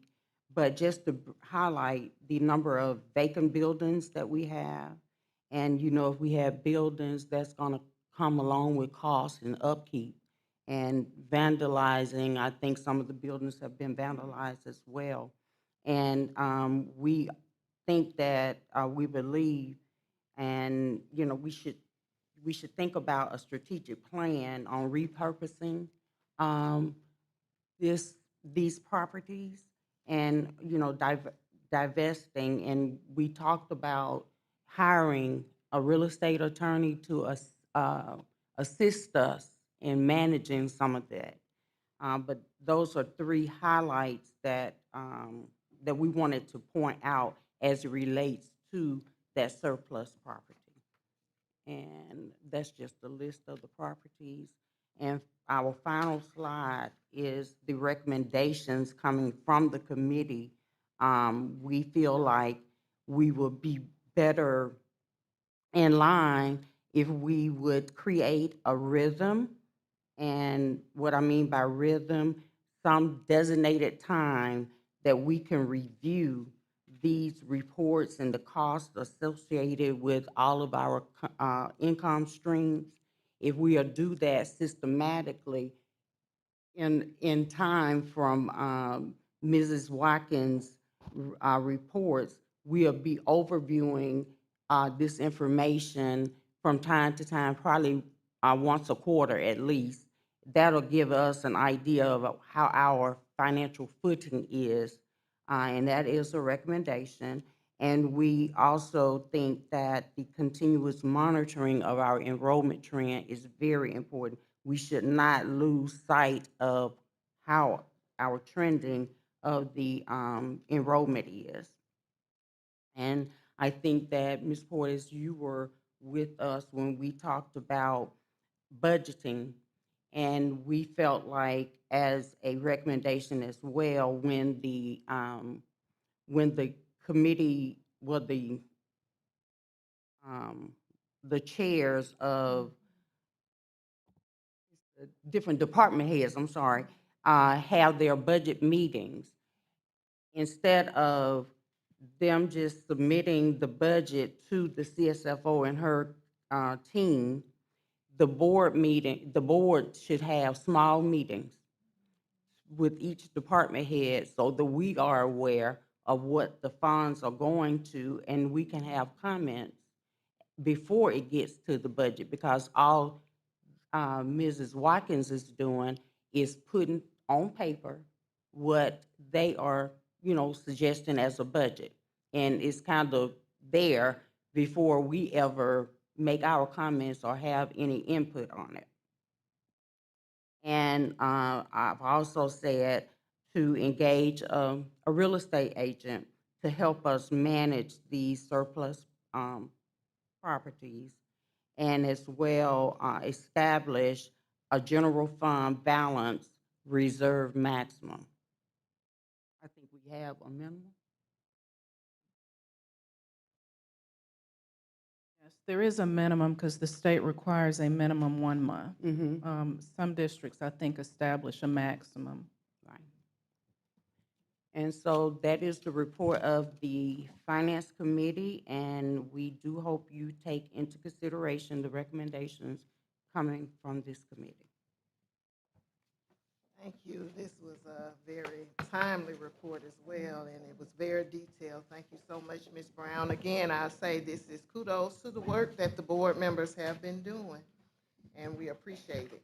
Our next agenda item will come from Ms. Pamela Portis, Community Engagement Committee report. Okay. For the sake of time, this will be brief. Community engagement, this is always an amazing thing to work on because it's so needed. Our opportunities to engage people and bring them closer to what we know is so important, and it becomes more important every year. First of all, I'd like to list our committee members. I co-chair this committee with Claudia Mitchell. Phaedra Foster's also on here to serve. Felicia Martin serves with us. Reverend Fluker, Dr. Daniels. We've adopted some members. Jacob Isaacs is adopted because he has the title $1. And he has many more ideas and how to fund it. He's just a good common denominator, because we get out and have all these dreams and he's like, nope, can't pay for that. So then we readjust our dream. Katrina Johnson, Eris Shanks, and Trisilla Julie are our special ed department, and they have been instrumental also because it gives us an outlook.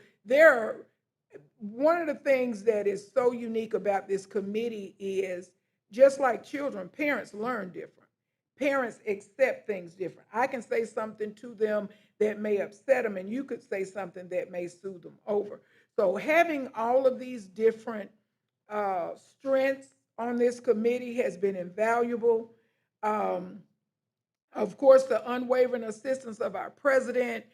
We've gone to these conferences together, and she goes one way and I go another way, and we're able to cover a lot of ground like that.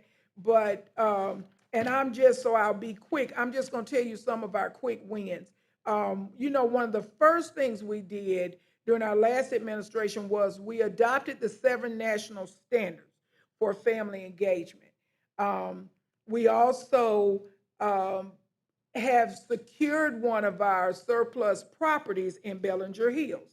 We're going to name, I hope I tell you this, we're going to name Bellinger Hills the Bridge.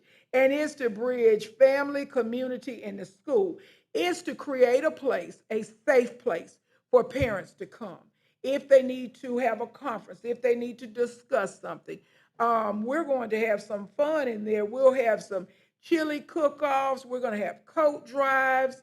That's coming soon, so you all look out for that. I'll be talking with Rosanna, and just a safe place that parents and community can call their own. A lot of times in the community, we're invited to different places. We'd like to have a place also that they can come and meet with our families and really appreciate what we've done in the community. We've also clearly defined to our school leaders and our families the differences between family engagement and family involvement. Involve is just you say they're there and you check it off. Engagement is when you miss them. When you've invited them to PTA meeting, when you've invited them to a cafe meeting and they don't show up, and somebody volunteers to call them and say, Miss Smith, you wasn't there. We missed you. We'll have another one on such and such a day. So we really want to be intentional and let our parents know how needed they are. We have implemented a timeline. We will pass this on. We'll make it known to those that will take over this so they'll know what the ideas were and add theirs to it. In closing, I'll just say that I think as a district and how we engage our families, it's one of those things, it's just a bumpy road to better. We make a mistake, we get through it. We know that we need a better mindset to engage parents. We need a better roadmap so our workforce and our community can come together and help us with CTE, offer us some things that our students would like to have. We need a better connection to our stakeholders by creating a dashboard for our district website. And the road may be bumpy, but we'll continue to focus on better.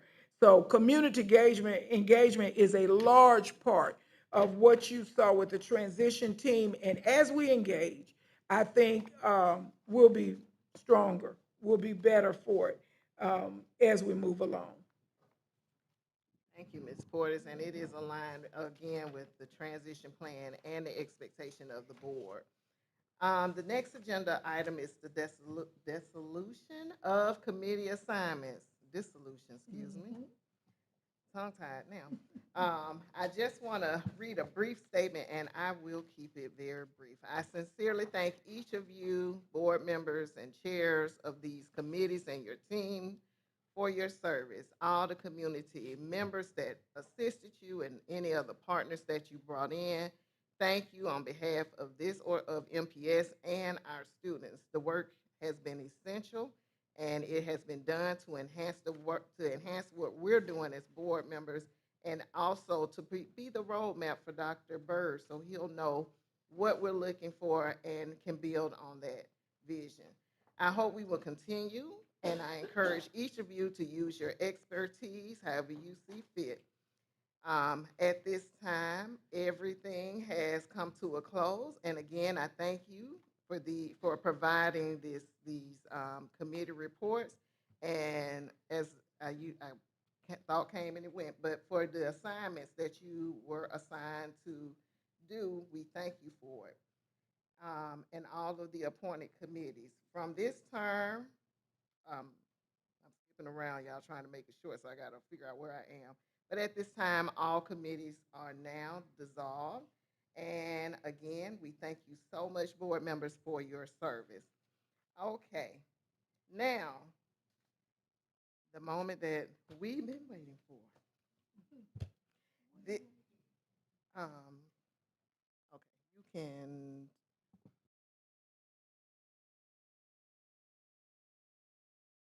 All right, at this time, we'll have the election of the president. So I will be opening the floor to any nominations, and the floor is now open for a nomination for president. All right, Madam President, I'd like to nominate Pam Portis. All right, there's a motion, or Pam Portis has been nominated, for the election of president. Are there any other names? All right, we will take a vote on Ms. Pamela Portis. All right, there's been a nomination of Pamela Portis. All those who agree that are in like mind that Ms. Pamela Portis should lead the Montgomery County Board of Education as the president, do so by a showing of hands. You can vote for yourself. All right, it is unanimous. All right, congratulations, Ms. Portis. And I know you're going to do great things. All right, the next election will be for the vice president. The floor is now open for nominations for the vice president. Madam President, I'd like to nominate Pam Cloud. All right, Pam Cloud has been nominated as the vice chair.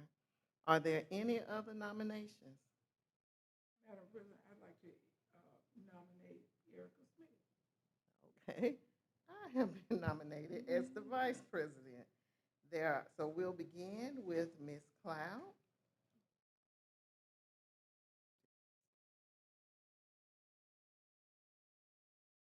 All right, at this time, all those in favor of having Ms. Cloud serve as the vice president of the Montgomery County Board of Education as the vice president, do so by showing of hands. There are two. And because I'm nominated, at this time, if that motion did not pass, at this time, Ms. Erica Watkins Smith is nominated as the vice chair. All those in favor of that nomination do so by a showing of hands. All right, we have, well, is it 4? I'm trying to count. It is 4. All right, so I am the vice chair of the Montgomery County Board of Education. We have 1 abstain, so that was 4-1. All right, well, congratulations to me again and Ms. Portis. This meeting is now adjourned.